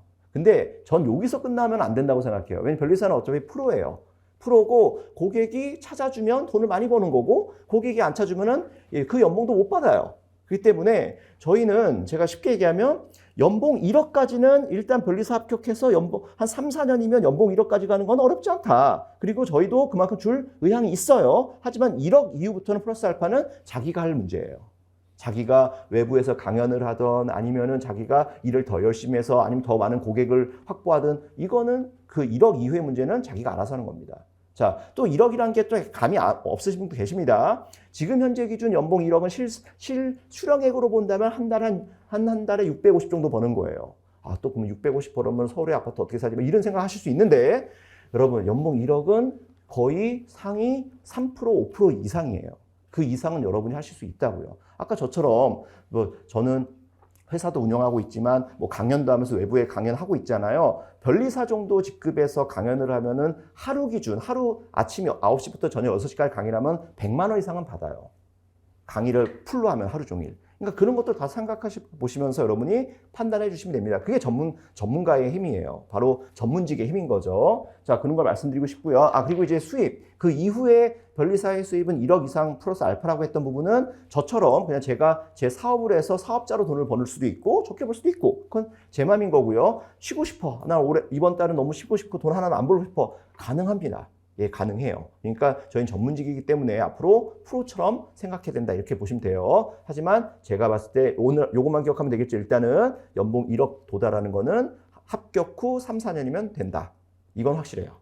이건 확실합니다. 자, 그 다음에 마지막 변리사 생활하면서 느끼는 장점과 단점. 우리 아까 한경훈 변호사님이 말씀하셨는데 저도 첫 번째는 자율성이라고 봐요. 자, 제가 최근에 저희 친구 지인 아버님이 돌아가셔서 우리 학교 동기들 모임을 갔는데 거기서 의사, 변호사 다 이렇게 앉아 있었어요. 의사에는 찡찡거립니다. 걔 돈 잘 벌어요. 돈 정말 저보다 잘 벌어요. 근데 걔는 왜 찡찡거리냐? 자기는 매일 출근해야 된다는 거예요. 왜? 환자를 보러 가야 되잖아요. 변호사님 있거든요. 걔도 김현장 다녀요, 여러분. 근데 김현장 다니는데 변호사예요. 돈 많이 벌겠죠. 하지만 저한테 얘기하는 게 맨날 재판을 가야 된대요.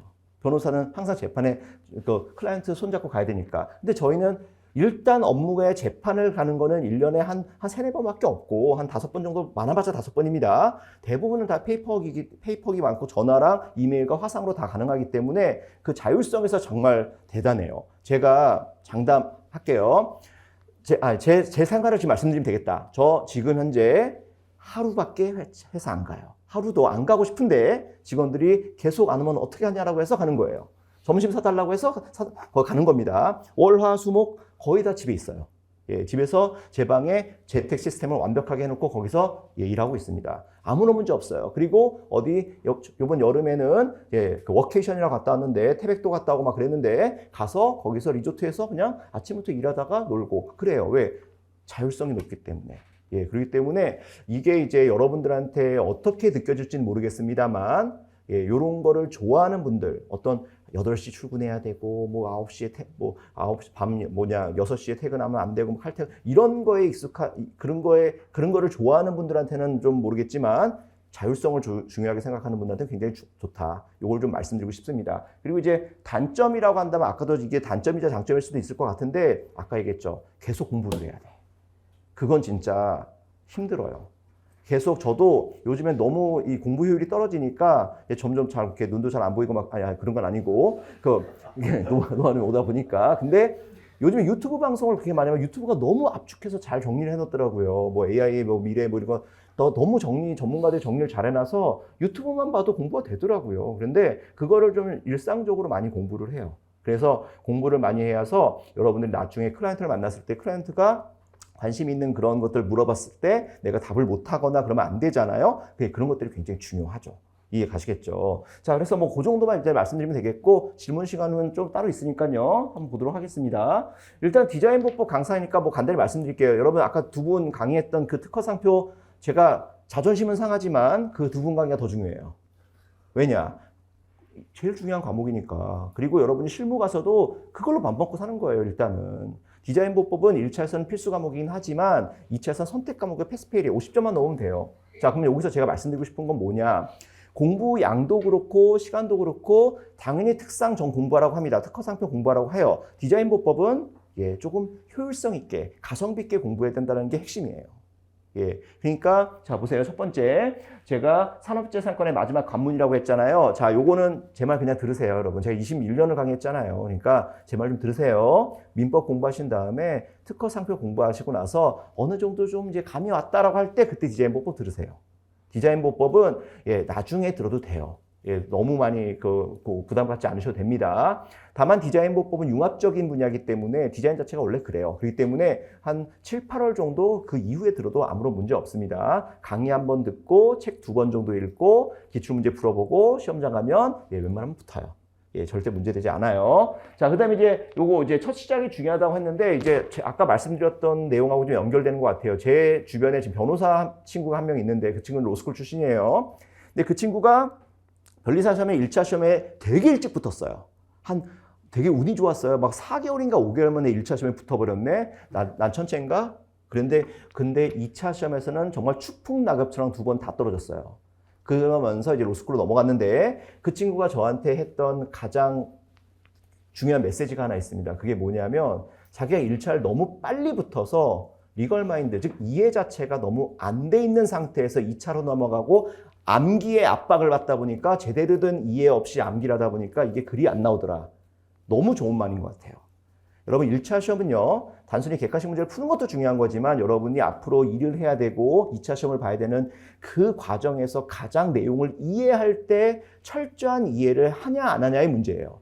그게 돼 있어야지만 나중에 2차도 편하고 업무 때도 편한 거예요. 그렇기 때문에 1차 때 너무 욕심 부리지 마시고 아까 2차 동차 공부도 있는 거지만 1차 때는 정말 제대로 된 이해를 해야 된다. 이런 생각으로 하시고 강의를 많이 들으시는 것도 중요하지만 강의를 듣고 꼭 복습하시고 내용을 이해하는 게 굉장히 중요하다고 말씀드리겠고요. 그 다음에 요거 효율성 극대화. 아까 말씀드렸죠? 다시 한번 못한 거 기억하지 마시고요. 특허 상표 열심히 들으시고 디자인은 나중에 한꺼번에 휙 들으시면 됩니다. 자, 그 다음에 요 기출문제. 요건 제가 꼭 좀 얘기하고 싶어요. 저도 1차 시험을 첫 해 떨어졌어요. 그리고 다음에 1차 시험 붙고 그 해 2차 떨어지고요. 다음에 2차 붙었어요. 즉 1차, 2차를 떨어져 본 경험이 있는 사람입니다. 근데 첫 번째 1차 떨어질 때 가장 패착이 뭐였냐면 책 많이 읽었습니다. 강의 제대로 들었고요. 근데 너무 그거에 몰두하다 보니 문제 푸는 거, 내가 자꾸 틀리는 거 기분 나쁘잖아요. 그러니까 문제 푸는 게 두려운 거야. 그래서 문제를 자주 안 풀었더니 문제풀이를 할 때마다 자꾸 함정에 빠지는 거예요. 내가 머릿속에 내용이 많아서 스터디하는 애한테 궁금한 거 답을 할 정도로 내가 잘 공부했는데도 문제풀이에서 자꾸 떨어지는 거예요. 자꾸 틀려요. 그 이유 뭐냐면 많은 내용을 알아도 내가 문제를 풀고 함정에 빠져보고 이런 문제의 어떤 스킬에 한번 놀아나 보고 그래야지만 뭐가 된다? 얘가 내 것이 되는 거예요. 이해가시겠죠? 그래서 마지막에 꼭 2, 3개월 정도는 집중적으로 기출문제와 문제집을 많이 풀어서 1차 시험보다 객관식 풀이의 달인, 즉 지문의 OX 달인이 된다. 이거는 마지막에 꼭 지켜줘야 돼요. 그거는 디자인 보법뿐만 아니라 특상, 민법 다 똑같습니다. 이해가시겠죠? 그거 하나만 강조하겠습니다. 오케이? 이렇게 되겠고요. 뭐 나중에 1차 시험 이후에 2차 시험 내용은 나중에 검토하면 되겠습니다. 여러분 제가 말씀드린 건 여기까지고요. 자, 질문은 딱 한두 개만 받고 나머지는 저한테 궁금하신 거는 WKO 제 이메일로 보내주시면 다음 날까지는 답변 드리겠습니다. 자, 혹시 질문 있으세요? 저 일단 좋은 말씀 많이 잘 들었고요. 네. 저는 하나 여쭤보고 싶었던 게 네. 제가 원래 이제 대학교에서 인공지능 쪽을 연구하다가 네. 이쪽으로 넘어온 케이스인데 네. 제가 왜 넘어오게 됐냐면 어쨌든 인공지능도 점점 발전함에 따라서 이 인공지능에 대한 지식 재산권을 다루는 그런 변리사 분들도 분명히 필요할 것이라 생각을 하는데 네. 현재 우리나라의 어떤 변리사 구조상 인공지능 쪽, 그러니까 CS 쪽 지식을 다루는 사람들은 많지 않다고 생각을 해서 네. 이렇게 진입을 결심하게 되었는데 네. 그럼 변리사님이 보시기에는 앞으로 인공지능에 대한 특허를 다루는, 그러니까 어쨌든 AI한테 잡아먹히지 않기 위해서는 AI도 고도로 발전을 할 거고 네. 그 발전된 AI를 다루는 어떤 변리사 분들로 필요할 건데 예. 이에 대해서 어떻게 생각하세요? 그건 당연히 필요하죠. 그러니까 AI 우리가 지금 추상적으로 AI라고 얘기하지만 AI는 하나의 기술로 정의할 수 없잖아요. 하나의 어떤 특허로 보호할 수도 없고요. 그러니까 앞으로 AI의 효율성은 점점 커질 거고 속도, 뭐 번역, 뭐 모든 분야에서 AI도 발전하는 겁니다. 그러면 AI 분야가 물론 또 이번 정권 안에서도 AI 계속 지원해 준다고 하고 있기 때문에 요즘에 AI를 정말 홍보하고 내가 AI 잘한다고 하는 변리사도 많아요. 예.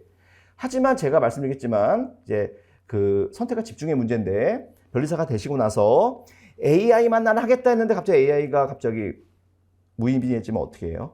맞죠? 마치 2021년도에 메타버스에 굉장히 광풍일 때 난 메타버스 전문가라고 하면서 떠들던 사람이 갑자기 전 아닌데요. 이렇게 할 수 없잖아요. 맞죠? 그러니까 제가 말하는 거는 어떤 변리사들 한 분이 일단 자기 전공이나 자기가 좋아하는 분야에 최고의 전문성을 갖는 거 좋은 전략입니다.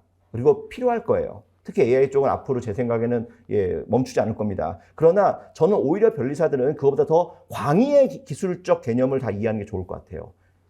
반도체도 이해하고 그 다음에 당연히 반도체뿐만 아니라 기계전자 쪽도 이해를 할 수 있어야 되고 그걸 통해서 뭐 로봇 같은 것도 다 다룰 수 있고 거기다가 로봇이 나온다고 해서 뭐 그게 끝나지 않잖아요. 그죠? 거기에 나오는 파생적인 디자인들도 있고 UX, UI 다 나오잖아요. 그러니까 그런 것들을 포괄적으로 이해할 수 있는 게 좋은 거지 내가 지금 AI에 관심이 있으니까 나는 AI 변리사가 되겠다 이렇게 목표를 할 필요는 없다라는 거예요. 물론 아마 장점이 있을 겁니다. 변리사가 되시면. 오케이. 또 혹시 질문 있으세요? 네. 혹시 변리사 붙고 나서 신입으로 들어갈 때 혹시 전 직장 경력도 혹시 있으신지 궁금합니다. 유관 관련성이 있으면요. 관련성이. 예컨대 변리사님이 수습 변리사님을 저희 회사에 넣으셨는데 저희는 요번에 근데 AI 변리사를 뽑으려고 했습니다. 근데 AI가 아니고 과거에 자동차 운전 대리운전을 했다. 그거는 저희가 반영이 안 되겠죠. 그렇죠? 그러니까 관련이 있으면 되는 거예요. 관련이 있으면 그건 당연히 인정되고 특히 어떤 경우가 있냐면 예전에 제 후배 변리사 중 한 명은 변리사 붙자마자 동시에 대기업이 붙었어요. 그래서 그 친구는 그냥 변리사 수습으로 안 들어가고 대기업을 먼저 갔어요. 대기업에서 3년 있다가 나왔는데 3년 경력 인정해줬습니다. 왜? 걔가 들어가는 특허사무소에서 거기가 거의 메인이었거든요. 그러니까 그냥 현장 경력도 3년을 그대로 변리사 경력으로 인정해서 연봉을 쳐줬습니다. 이해가시겠죠? 오케이. 또 질문 있습니까? 네. 이제 마지막입니다. 학부생 진입했을 때 좀 가져야 될 태도가 있어요. 다시 한 번요. 학부 재학생이 예. 이렇게 변리사 시험 진입했을 때 좀 음. 가져야 될 태도나 좀 어떤 전략이 따로 있나요? 나에겐 다음 휴학은 없다. 이런 거죠. 그러니까 학부생 때 휴학해서 붙었으면 빨리 합격해서 딱 하고 나머지 학기 수업 있잖아요. 그때 변리사 라이센스 갖고 졸업하면 이미 취업 보장돼 있고 그렇게 학부 생활을 마무리해야죠. 그렇죠? 그러면 얼마나 그 대학생을 남은 대학생이 얼마나 행복하겠어요. 맞죠? 그런 목적으로 하시고 여러분 휴학은 웬만하면 최소화 시키세요. 그리고 만약에 어쩔 수 없이 수업을 다니면서 변리사 공부를 해야 된다고 한다면 학점은 최소화 시켜서 들으시고 이해가시겠죠? 이렇게 마무리하겠습니다. 또 부가적인 질문은 여기로 연락 주시면 되겠습니다. 감사합니다. 10분이 흘렀을까요? 이제 해도 되죠? 오늘 날씨가 꽤 춥길래 몇 분이 오실까 그러면서 어제 강사님들이랑 잠깐 차를 한잔 할 일이 있었는데요. 그러니까 내일, 어저께 기준으로 내일 오시는 분들은 의지가 있으신 분들이신 거니까 라고 생각했는데 그런 분들이 많이 보이네요. 최종 합격하실 분들이십니다. 사실 앞에 지금 여러 변리사님들 업계에서도 유명하시고 또 좁게는 학원가에서도 내로라하게 유명하신 분들을 오늘 보신 건데요. 곧 여러분들의 선배님이 되실 분들이십니다. 제가 그냥 옆에서 보기에도 직업적으로나 강의에 있어서나 정말로 모든 면에서 아주 모범적일 뿐만 아니라 타의 추종을 불허하게 성실하고 또 앞서가시는 분들이셔서 제가 보기에도 참 나이 이런 거 다 이렇게 막론하고 상당히 존경스러울 만한 분들이 많이 계셔서요. 저도 같은 강사로서 뿌듯하기도 한데 자연과학 부분에 있어서는 왜 해야 되나? 변리사는 뭐 하는 거니까 기술에 대한 어떤 대리권을 행사해야 되는 분들이시기 때문에 그 기술이나 전반적인 원리를 이해하려면 자연과학적인 기본적인 소양이 있어야만 하니까 그래서 1차의 기본 소양을 테스트하기 위한 과목으로 자연과학 개론이 있습니다. 저는 소개도 안 하고 지나갔네요. 전체 변리사 학원에 자연과학 강사님들 중에서 이제 지구과학 당연히 물화생제 지구과학이 있으니까 지구과학 강사님이 총 10분 정도 계신 걸로 알아요. 이제 그 중에서 아마도 90%가 제 강의를 들으시는 걸로 알고 있습니다. 그런 만큼 굉장히 마음이 무겁고요. 책임져야 되잖아요. 그래서 어쨌든 매년 새로운 마음으로 수강생 여러분들을 뵙고 있고 1차는 어찌 보면 패스 과정이기 때문에 2차로 바로 하이웨이를 타시고 고속도로로 달려가실 수 있게끔 그 과정의 효율을 도와드리는 역할을 하고 있다고 생각합니다. 지구과학 담당 박준희입니다. 작년 기준으로 볼게요. 62회 2025년 2월에 치러진 시험은 접수를 한 4,000명 정도 했더라고요. 4,000명이 조금 안 되게 3,974명이 접수를 했는데 기본적으로 한 10%는 안 와요. 그러니까 실제로 시험장에 오신 분들은 그 90%에 해당하는 3,500명 좀 넘게 오셨고요. 그런데 1차 합격자는 평소 한 600분 정도 뽑는데 실제로 한 661명을 뽑았었거든요. 작년에는. 그런데 그러니까 동점자가 많았나 보죠. 그랬는데 그러니까 최소 600명에서 같은 점수면 이제 조금 더 많아지는 거예요. 전체 응시한 분들 중에 661명은 18.7% 정도가 1차 합격생이세요. 그런데 요 3,500명 시험을 보신 분들 중에 자연과학 과락자가 몇 명 나왔을까요? 자연과학 과락자가 저도 깜짝 놀랐어요. 1,061분이 나왔어요. 전체 응시하신 분들 요 3,500명 중에서 30.3% 정도가 과락이셨습니다. 대부분이 사실 자연과학 쪽, 이공계 쪽 분들이 좀 많은 편이시거든요. 문과생 중에서 시험 보시는 분들은 극소수 있으신 편이기 때문에 생각하면 세상에 다들 이과 물 좀 먹었다는 사람들인데 자연과학이 과락이야? 라면 굉장히 자연과학이 난이도가 좀 높거나 아니면 우습게 보셨거나 둘 중에 하나겠죠. 그래서 우습게 보면 안 된다. 어쨌든 패스를 해야 되는 과목인 거니까요. 그렇고 2024년도에는 이때는 그래서 과락자가 한 30%, 30.3%였는데 그 작년에 2024년도에는 그때는 한 25% 정도였었으니까 작년에 난이도가 좀 더 올라갔었다라고 볼 수도 있겠죠. 자, 그런 상황이라면 전체 물화생지 제가 결과를 간단하게 말씀드리기로 했는데 각각 10문제가 출제가 됩니다. 40문제. 그러면 똑같이 무조건 10문제씩인데요.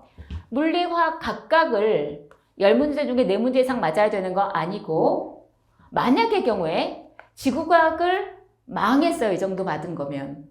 망한 거예요. 근데 6문제 맞았다고 하면 만약에 40문제 중에서 4개 합해서 4과목 합해서 16개 맞으면 몇 점이에요? 이게 이제 과락을 면한 딱 면과락 40점이거든요. 이게 40점이 나오려고 하면 어떻게 맞았다는 얘기예요? 한 4, 3, 3 이렇게 맞았다는 얘기죠. 그죠? 한 과목으로서는 10개 중에 3개밖에 안 맞았지만 전체로서 40점 이상이면 과락은 면하게 되는 거란 말이죠. 그런데 제가 예시를 이렇게 적었지만은 이렇게 만약에 실제로 40점 살았다 했겠지만 그러면 이거 말고 자연과학이 100점이잖아요. 나머지 민법이 100점이고 방금 변리사님들이 강의해 주신 산업재산권이 100점이잖아요. 그렇게 300점인데 이거 40점이면 나머지 민법을 100점 맞고 산업재산권을 100점 맞으면 합하면 240점이죠. 이거 나누기 3하면 평균이 얼마예요? 80점이죠. 작년에 합격 커트라인이 79.15점이었거든요. 그러면 자연과학을 면과락하시고 나머지 100점 맞으실 수 있겠죠. 이 정도는 당연하죠. 라고 말할 수가 없잖아요. 그죠? 그러니까 이거는 어렵기 때문에 자연과학에서 기본적으로 70점은 맞아 주셔야 된다. 어느 정도 눈높이를 가져가셔야 공부를 얼만큼 할지 배분을 하고 효율을 가져가실 거 아니에요. 그죠? 자, 그렇다면 지구과학에서는 대략 한 9개에서 10개 정도 목표를 하셔야 되고요. 나머지는 이 정도 배분이 보통이시지 않겠나. 물론 각자의 뭐 성향이나 기본 지식이나 이런 게 다르시겠지만요. 자, 그런데 이 중에서 왜 굳이 지구과학을 가장 높은 숫자를 적어놨냐면 모두가 이렇게 생각하기 때문이에요. 그럼 무슨 말이냐? 지구과학 안에는 천문, 지질, 대기과학, 해양학 네 큰 학문이 한 과목으로 같이 묶여 있습니다. 그런 만큼 어떻게 보면 굉장히 방대할 수 있으나 우리 시험은 어차피 10문제밖에 안 나오기 때문에 깊이 나오는데 한계가 있다는 거예요. 그렇다면 제 경험상으로 봤을 때 교수님이 2분이 출제를 하러 들어가시는데 만약에 천문, 지질 교수님이 들어가셨어요.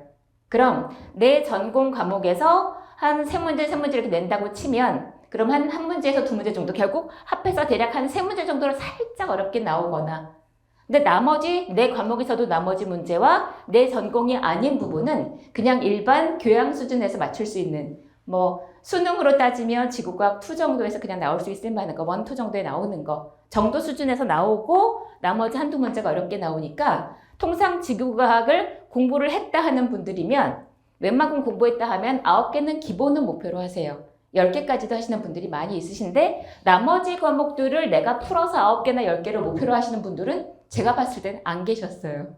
그만큼 조금 더 심오하게 나오는 경우가 많습니다. 그러니까 지구과학은 무조건 다들 전략 과목이고 잘 보지 않으면 자연과학이 망합니다. 그럴 만큼 중요해요. 자, 그렇다면 이 지구과학에 있어서 전체적으로 제 교재가 아마 나중에 공부를 하시게 될 것 같은데요. 이렇게 있습니다. 그런데 이 안에 장으로는 5개 장이 있는데요. 잠시만요. 1장부터 5장까지 제 책을 기준으로 말씀드리면 1장은 잡학이라고 적어놨습니다. 여기에 뭐 대기, 해양, 지질, 천문학 내용이 각각 좀 개론적인 내용들이 들어있고 2장은 좀 양이 많게 대기과학과 해양학이 같이 묶여있고요. 3, 4장은 지질학인데 4장은 지사학, 역사 관련된 거, 지구과학 개론, 지질학 개론이 있고 천문학 이렇게 되어 있는데요. 그 기출의 문제 현황이 어땠었냐면 작년에는 셋, 둘, 셋 이런 식이었는데 이 중에서 지질학만 한번 가볼게요. 지질학. 그 밖에 천문학 여기 있고 대기과학 해서 결과적으로는 이런 식으로 출제가 됐었고요. 24년도에는 역시나 분포를 보면 이렇게 나왔었는데 지질학만 해도 6개는 맞겠네? 가 아니고 제 책에 여기 앞부분에 보면 과거 한 10년 동안에 각 파트별로 문제 출제된 개수들이나 아니면 어떤 파트에서 나왔는지를 표를 정리해 놨거든요. 그런데 통상적으로는 4, 묶어서 3인 경우가 많긴 했지만 교수님 마음대로 그래서 정해져 있지가 않습니다. 그러니까 어떻게 해야 된다? 다 해야 된다. 근데 여기서 실제로 뭐 학원을 활용하시든 어떻게 하시든 간에 우리가 별리사 공부를 하기로 마음을 먹으셨다라고 하면 그런 상황에서 강의를 하는 입장에서는 여러분한테 해드려야 될 거는 딱 하나인 것 같아요. 효율. 그죠? 시간과 심지어 돈을 들여서 이 시간에 앉아서 수업을 듣는데 그 많은 강사님 중에 저 강사님 그리고 그 강사님을 통해서 수업을 들었을 때 내가 혼자서 공부할 때보다 훨씬 더 이해가 빠르고 문제를 푸는 방식을 더 빨리 습득하고 그래서 정말로 문제를 풀 때 답이 막 들리고 보인더라 라고 한다면 선택한 이유가 있는 거겠죠.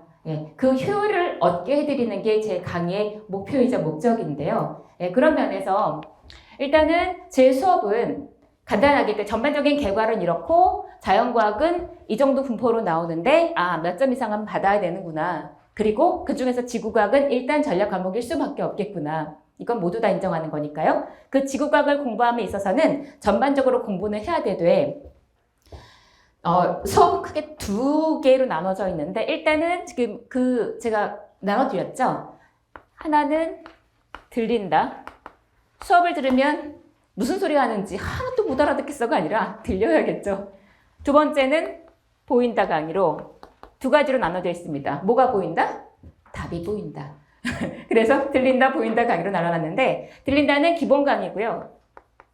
기본 강의는 4시간씩 8번 하면 이 기본 교재 강의가 끝나거든요. 그런데 여러분도 학원에 자꾸 왔다 갔다 하시면 힘드실 수 있고 그래서 저는 이렇게 몰아치는 거 좋아하거든요. 그래서 6월 달에 오프라인 강의를 하는데 일요일마다 8시간씩 4번으로 끝내버립니다. 그리고 제 강의의 특징은 정시에 시작해서 정시에 끝나고요. 그런 만큼 이렇게 잡담하다가 보강을 한다든지 그런 일 절대로 없고요. 그리고 수업 시간에 필기하다가 사실 약간 스피디하게 나가거든요. 필기 따라가다가 가끔 막 필기 이상하게 해가지고 질문하러 오시는 분들이 있어요. 본인이 그림을 이상하게 그린 거였어요. 그런 일 없으시게 필기 노트를 따로 만들어서 예를 들면 뭐 이런 식으로 이렇게 되어 있습니다. 제가 칠판에다가 사색 분필로 쓰는 것들을 여기에 다 넣어놨거든요. 그 사색 그대로 제가 다 한 거예요. 그렇게 해서 여기 비어있는 자리는 뭐 문제는 여기 안 들어있으니까 그런 자꾸 틀리는 문제나 중요한 내용 이렇게 따로 단권화용으로 쓰시라고. 그래서 필기하느라 고생하실 필요 없고 요거 자체로 보면서 교재를 같이 이용해서 그리고 이 교재 자체는 문제가 굉장히 많이 약간 중상 정도의 문제를 넣어놨기 때문에 여러 개 이것저것 다 사느라고 고생하지 않으셔도 되게 이론도 상당히 수축 이완을 많이 해서 넣어놨고 또 문제는 상세하게 넣어놨고 해설도 매우 자세하게 적어놨기 때문에 이 두 가지는 거의 그냥 기본 여러분들이 별리사 시험에 자연과학의 지구과학을 공부한다면 반드시 보셔야 될 책이실 겁니다. 네, 그렇고 이렇게 해서 요 앞에 기본 강의는 그렇게 4시간씩 8번 결국은 8시간씩 4번 6월 달에 오프라인 강의를 진행을 하고요. 그리고 보인다 강의는 이렇게 해서 강의를 들으신 다음에 이후에 뭔가 다른 여러 과목이 있으니까 그걸 기준으로 한 바퀴 다 돌고 나면은 찬바람은 슬슬 부는데 마음은 좀 불안한데 정리는 해야 되는데 옛날에 공부해서 다 까먹었어요. 그럴 때 억지로라도 같이 한번 정리를 싹 할 수 있게 여기는 핵심 정리와 그리고 문제풀이에 방식이 있거든요. 당연히 외웠으면 그냥 푸는 거 아니야? 그렇지 않아요. 여러분이 너무나 싫어하시는 천구 문제라든가 문제풀이 방식이 있습니다. 저는 한 가지 스킬로 문제를 다 풀거든요. 천구 문제를. 그러니까 그런 어떤 방식을 안다면 물론 처음에 그 방식을 익히는데 약간의 연습은 필요하겠죠. 그런 것들을 연습을 하면서 효율적으로 문제를 풀어가는 그 방식을 익히면 당연히 빨리 정확하게 풀 수 있을 거란 말이에요. 그래서 그런 연습을 하는 그런 강의가 답을 보이게 해주는 마지막 강의고 이건 4시간씩 3회 강의인데 하루에 끝나는 강의입니다. 저거랑 아침에 만나서 밤 한 11시까지 같이 있게 되는 강의예요. 네, 죽음의 강의라고 하죠. 네, 그렇게 해서 그냥 컨텐츠를 전 딱딱히 간단하게 두 가지로만 해놨습니다. 그래서 이걸 기준으로 전반적으로 아마 수업을 딱 들으시면 아마 지구과학 부분에 있어서는 네, 조용히 하세요, 관리사님들. 네. 떠드시길래.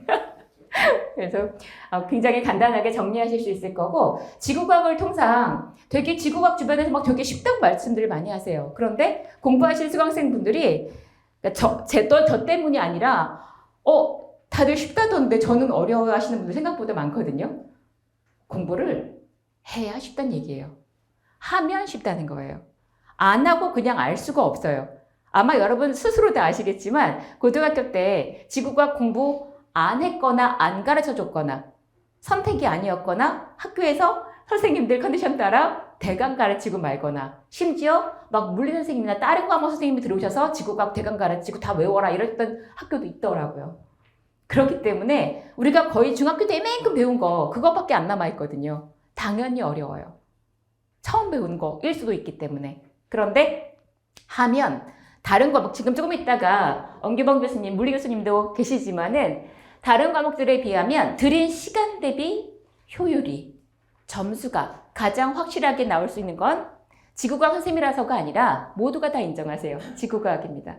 그래서 아까 난이도가 좀 높게 나오는데 한계가 있다고 말씀드렸죠. 그렇기 때문에라도 자연과학 중에 지구과학에는 시간을 들일 필요와 이유와 그리고 당위성과 여러 의미가 있습니다. 그래서 지구과학에 시간을 들일 생각을 하시고, 그리고 나머지 자연과학들은 실제로 여러분이 뭐 지구과학도 그렇지만 각각의 본인들의 어떤 성향에 따라 굳이 말씀드리면 물화생지 중에 한 과목을 포기한다? 아, 나 떨어지겠다는 거예요. 반 과목은 포기해도 돼요. 반 과목은. 이렇게 말씀드리는 건 결국 아무리 해도 모르겠어. 이러면 시간만 들이고 나오면 다 틀려. 정말로 멘붕이잖아요. 그죠? 근데 다는 아니고 요 단락. 거긴 정말 물론 해봐야죠. 그런데 해봤을 때 반 과목 정도는 각 과목 중에서 포기할 수는 있어요. 그런데 전반적으로는 두루두루 해야 내가 자신이 있었던 그 부분이 하필 엄청 어렵게 나오고 내가 조금 어려워했던 부분이 오히려 쉽게 나오면 내가 오히려 당황할 수 있거든요. 그렇기 때문에 전체적으로 시간 배분을 해서 아까 전에 뭐 연초부터 쭉 그렇게 해서 뭐 민법부터 시작해서 각 법 과목을 진행하시면서 보통은 아마 아까 전에 그 초반에 차장님이 뭐 종합반 말씀도 해주셨는데 굉장히 관리가 잘 되고 있는 걸로 알고 있어요. 굉장히 재작년보다 작년에 종합반도 더 많이 늘어났고 또 관리를 워낙에 잘 해주시기 때문에 굉장히 좀 수월하게 진도 나가고 또 묻고 답하고 하는 이런 커뮤니케이션도 잘 돼서 사실 우리 공부할 때 힘들잖아요. 마음이. 그죠? 근데 그런 부분에서 도움을 많이 받으셨다는 말씀도 많이 들었었는데 또 지금 강의를 하고 계신 변리사님들하고도 커뮤니케이션도 조금 더 원활하게 하실 수 있기 때문에 본인 성향에 맞으시면 활용하시는 것도 좋을 거는 같고요. 그리고 단과반이 더 맞으시는 분들도 분명히 있거든요. 그런 분들은 이제 찝어서 하시되 거기에서는 뭔가 시간 효율을 특히 자연과학에서는 좀 생각을 하시면서 학문하는 거 아니니까 합격할 만큼 시간을 어떻게 배분할 것이냐, 뭐 특허하면서 민법하면서 물리 주말마다 돌리고 이런 식으로 이렇게 물리, 화학, 생물, 지구과학 이런 식으로 해서 하시고 당연히 오프라인 강의는 제가 이렇게 뭐 6월에 그리고 이 보인다 강의는 10월 말 일요일 날 하루 마지막 일요일 날 그렇게 여기다 날짜 다 적어놨는데요. 그렇게 하는데 뭐 바로 또 온라인으로도 또 업로드가 되니까 온라인이 편하신 분들은 그렇게 들으셔도 괜찮고요. 네, 그렇습니다. 그래서 뭐 자연과학은 어차피 우리가 합격을 하기 위한 하나의 그 통과 과정이고 기본적인 소양을 테스트하기 위한 부분이기 때문에 너무 심오하지는 않지만 반드시 하지 않으면 안 되는 위험이 도사리고 있는 과목이다. 이 복병을 잘 넘어가셔야만 안전하게 패스하시고 제대로 2차 공부하셔서 변리사 다운 변리사로 바로 취업 전선에 또 우리의 자아 실현에 바로 뛰어들 수 있지 않을까 생각이 듭니다. 일단 뭐 특별히 아마 모르겠지만 이따 이제 마무리하고 간단하게 각 강사님들한테 질문하고 싶은 분들 있으시면 질문하는 시간이 있는 것 같으니까요. 바로 우리 그 변리사 시장에 진입하신 지는 별로 오래 안 되셨는데 근데 편입 연대 고대 쪽 편입에서 압도적인 전국 1타 강사님이신 유명하신 분이세요. 엄기범 물리 교수님 네 소개하겠습니다. 네.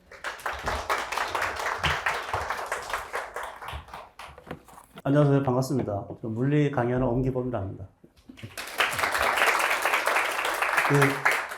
저에 대해서 너무 크게 이렇게 말씀해 주셔서 사실은 제가 그렇게 뭐 대단한 사람은 아닙니다. 그냥 뭐라는 거를 잘 이렇게 채워주려고 노력하는 그런 사람이고 제가 물리를 담당하고 있는데 실제 물리가 사실 어렵잖아요.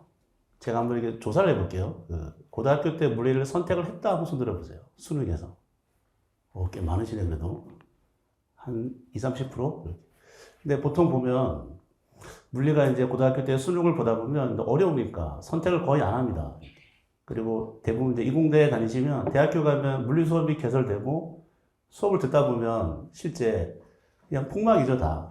근데 학점을 따기 위해서 이제 공부하는 건 사실 그렇게 양이 많지 않다 보니까 그 정도 할 수 있어도 뭐 지금처럼 전체 범위를 다 공부해야 되는 부분은 되게 어려워요. 그래서 그 어려운 부분이 공부하는 방법에 있다. 저는 그렇게 생각합니다. 그래서 이 방법을 잘 따라가기만 하면 조금 더 수월하게 좀 짧은 시간에 제대로 실력 올릴 수 있다. 그런 거 얘기를 좀 오늘 해보려고 좀 몇 개 준비했는데 일단 어떻게 시험에 나오는지 좀 얘기를 설명을 드릴게요. 그 물리에 대해서 한 번쯤 다 대략 이런 흐름을 알고 있으니까 제가 5년치만 모았습니다. 이렇게. 여기 보면 그 특징이 그 기출문제를 나중에 이렇게 풀다 보면 거의 다 비슷해요. 그러니까 단원별로 이렇게 배분되는 문제 수도 비슷하고 단지 차이가 나는 부분은 난이도가 넓기가 있습니다. 이렇게. 그러니까 가장 최근에 저는 그냥 연도로 했는데 올해 2월 달은 문제가 쉬웠어요. 별 2개를 찍었습니다. 이렇게. 좀 할만하다. 이렇게. 그래서 공부가, 물론 다 어렵게 느끼겠지만, 공부를 좀 하면 그래도 8개 정도씩 이렇게 할 수 있는데, 그 전에 보면, 재작년 보면, 얘가 정말 헬이었습니다. 헬. 이거는 진짜 문제가 어렵다기보다도 계산이 더러운 거예요. 이렇게. 내가 이렇게 딱 보고, 이거 풀 수 있다. 시작은 하는데 계산이 끝나지가 않는 거예요. 그러니까 실제 정해진 시간도 얼마 안 되고 짧은 시간에 빨리빨리 풀어야 되는데 그게 지나고 나면 너무 아쉬운 거죠. 이렇게.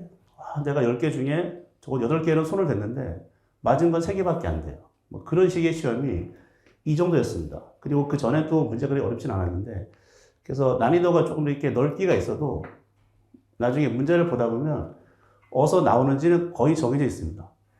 그래서 바로 다음 페이지를 보면 이게 가장 최근 올해 2월 달에 나왔던 시험인데, 그러니까 여기 중간에 제가 이제 난이도를 표시한 것도 있고, 유형 기출수라고 되어 있는 부분은 뭐냐면, 모든 기출 문제를 제가, 25년치를 모아서 250개가 있습니다. 그 250개를 유형이라는 번호를 붙여서 63개로 정리해 놓은 게 있어요. 그러니까 대략 계산을 해보면, 250개의 문제를 63개로 나눠버리면 대략 4개가 뜨잖아요. 이렇게. 그러니까 평균적으로 각 유형마다 4개 문제가 배치되는데 실제 기출되는 그러니까 시험에 나오는 부분은 여기 보면 뭐 5개 그러니까 그전에 나왔던 기출 문제 수예요. 여기 5개, 4개, 9개, 7개, 7개, 7개, 16개. 그래서 대략 보면 한 10개 중에는 8개 정도는 거의 예전에 나왔던 부분에서 나오는 것 같아요. 그리고 매년 한두 개 정도가 약간 어렵다.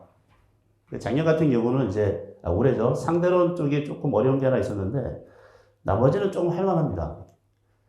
그래서 이게 뒤에서 말씀드리겠지만, 물리가 생각해보면 어디서 나오는지 알게 됐어요. 이게.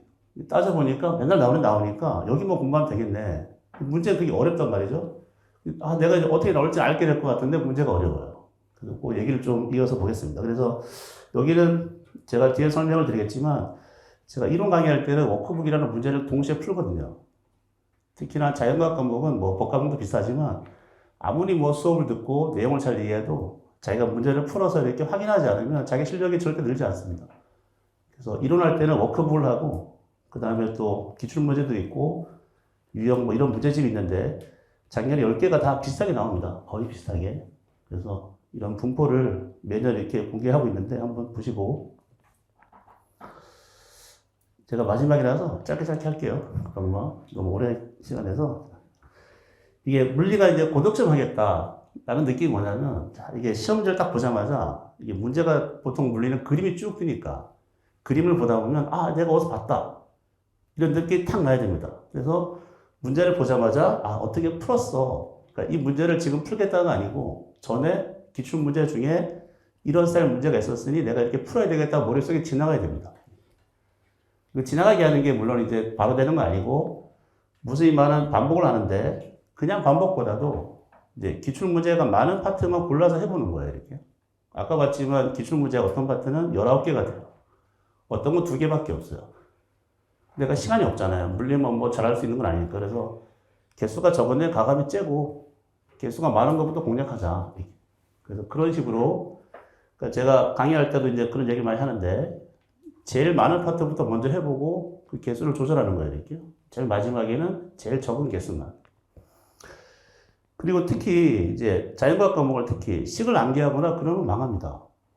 공식을 어디 쓸지를 모르잖아요.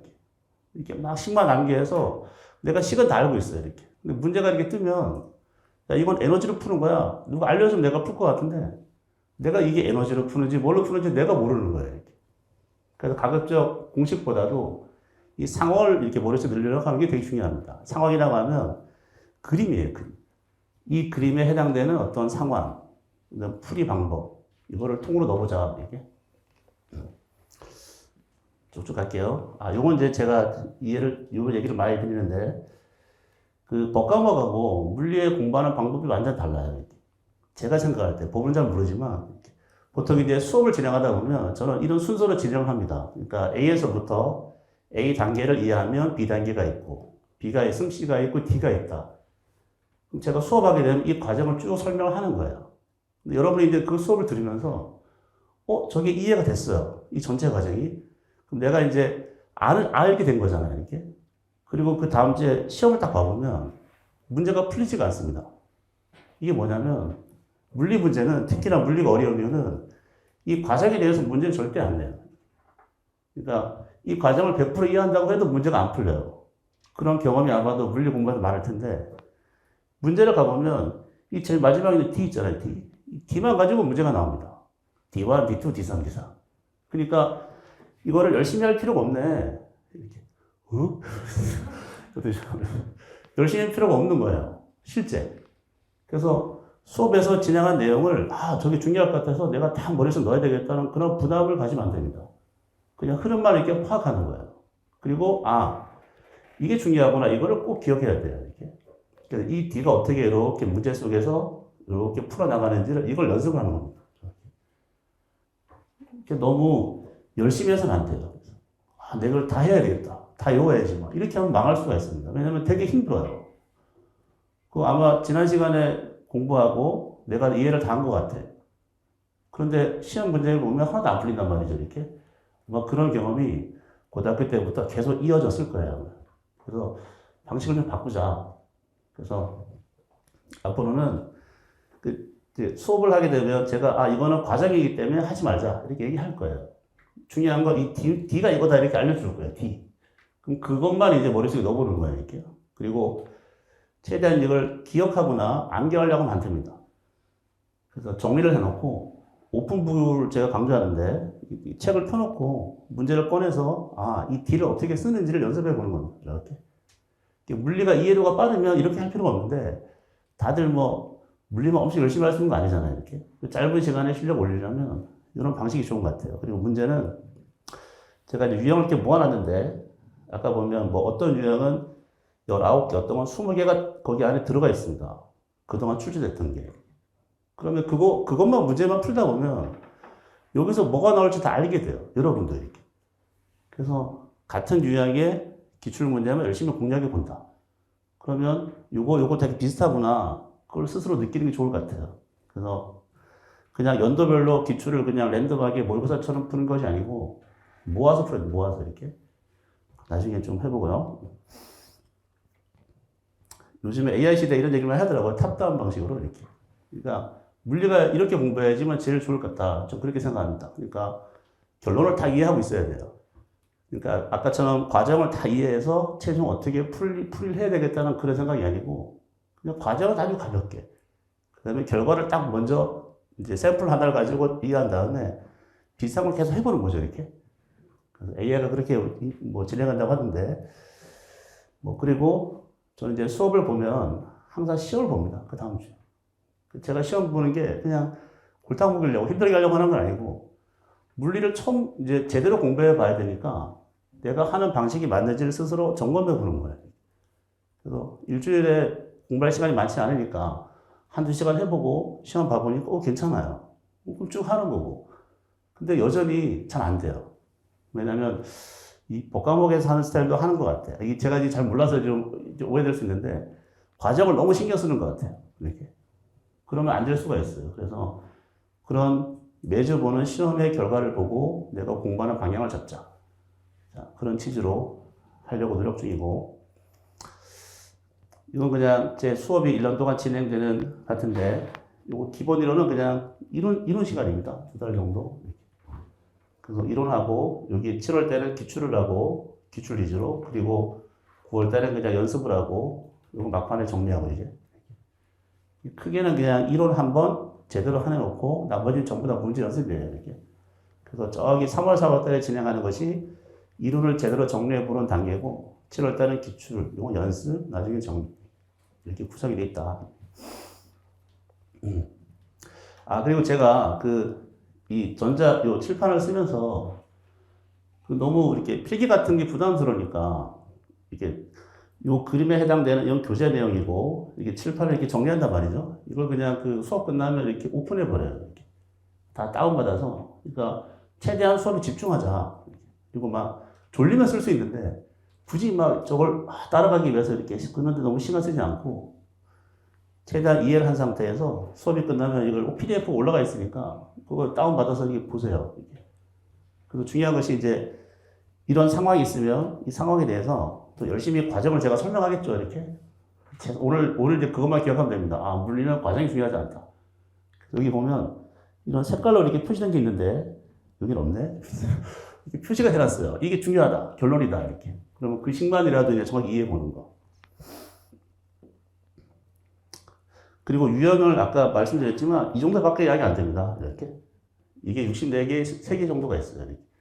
그러니까 원래 이론책은 다들 뭐 자세하게 쓰니까 좀 두껍잖아요. 근데 그 두꺼운 모든 거를 이해할 필요가 없다. 그래서 문제를 풀기 위해서 필요한 것만 모아놨어요. 그림과 식, 그림과 식, 그림과 식 이렇게. 그래서 요것만 가지고 정리하고 이게 기출에 대한 부분인데 여기 밑에 보면 추가적인 거 제가 요거 사실 물리가 응용이 심하다 보니까 요거 하나 푼다고 요거 하나 해결하면 너무 아까워요, 문제가. 그래서 요거 말고도 다른 거를 좀 해보자. 그래서 이 밑에 이 추가되는 요 지문이나 이런 거에서 시험도 꽤 많이 나옵니다. 비슷하게 나오니까. 여기 이것도 문제풀이도 이렇게 뭐랄까요? 그 필기노트가 이렇게 바로 있으니까 자기가 문제 풀고 수업을 집중해서 들어보고 자기 스스로 이제 수업을 들으면서 굳이 받아쓰기지 않고 아 여기가 중요하구나 표시만 하고 최대한 집중하는 게 제일 좋을 것 같아요. 이것도 마찬가지입니다. 이렇게 넘어가고 이 정도 설명을 드리고 그 개인적으로 이제 뭐 궁금한 걸 하면 요거 이렇게 찍어서 질문해 주시면 제가 1대1 오픈 그런 건 아니고 그래서 여기다가 이제 질문하시면 제가 알아서 좀 답변 드리고 그냥 지금 찍으셔도 돼요. 이렇게. 그 다음에 요 모든 책에는 저 앞 페이지에 QR코드를 놨는데 이 QR코드를 찍으면 이제 그 필기 노트 이렇게 들어가 있습니다. 그 안에 매주 보는 시험지, 해설지, 그 다음에 성적에 대한 뭐 평균 이런 것도 있고 그래서 저기는 질문할 수 있는 공간, 여기는 자료가 있는 공간 이렇게 두 개. 이렇게 해서 아마 그 물리가 3월달에 시작이 돼서 제가 이때 여기 와서 나왔는데 하여튼 뭐 다음에 수업 시간에 보면 또 자세히 어떻게 공부하면 좋을지 그때 설명을 드릴게요. 감사합니다. 마치겠습니다.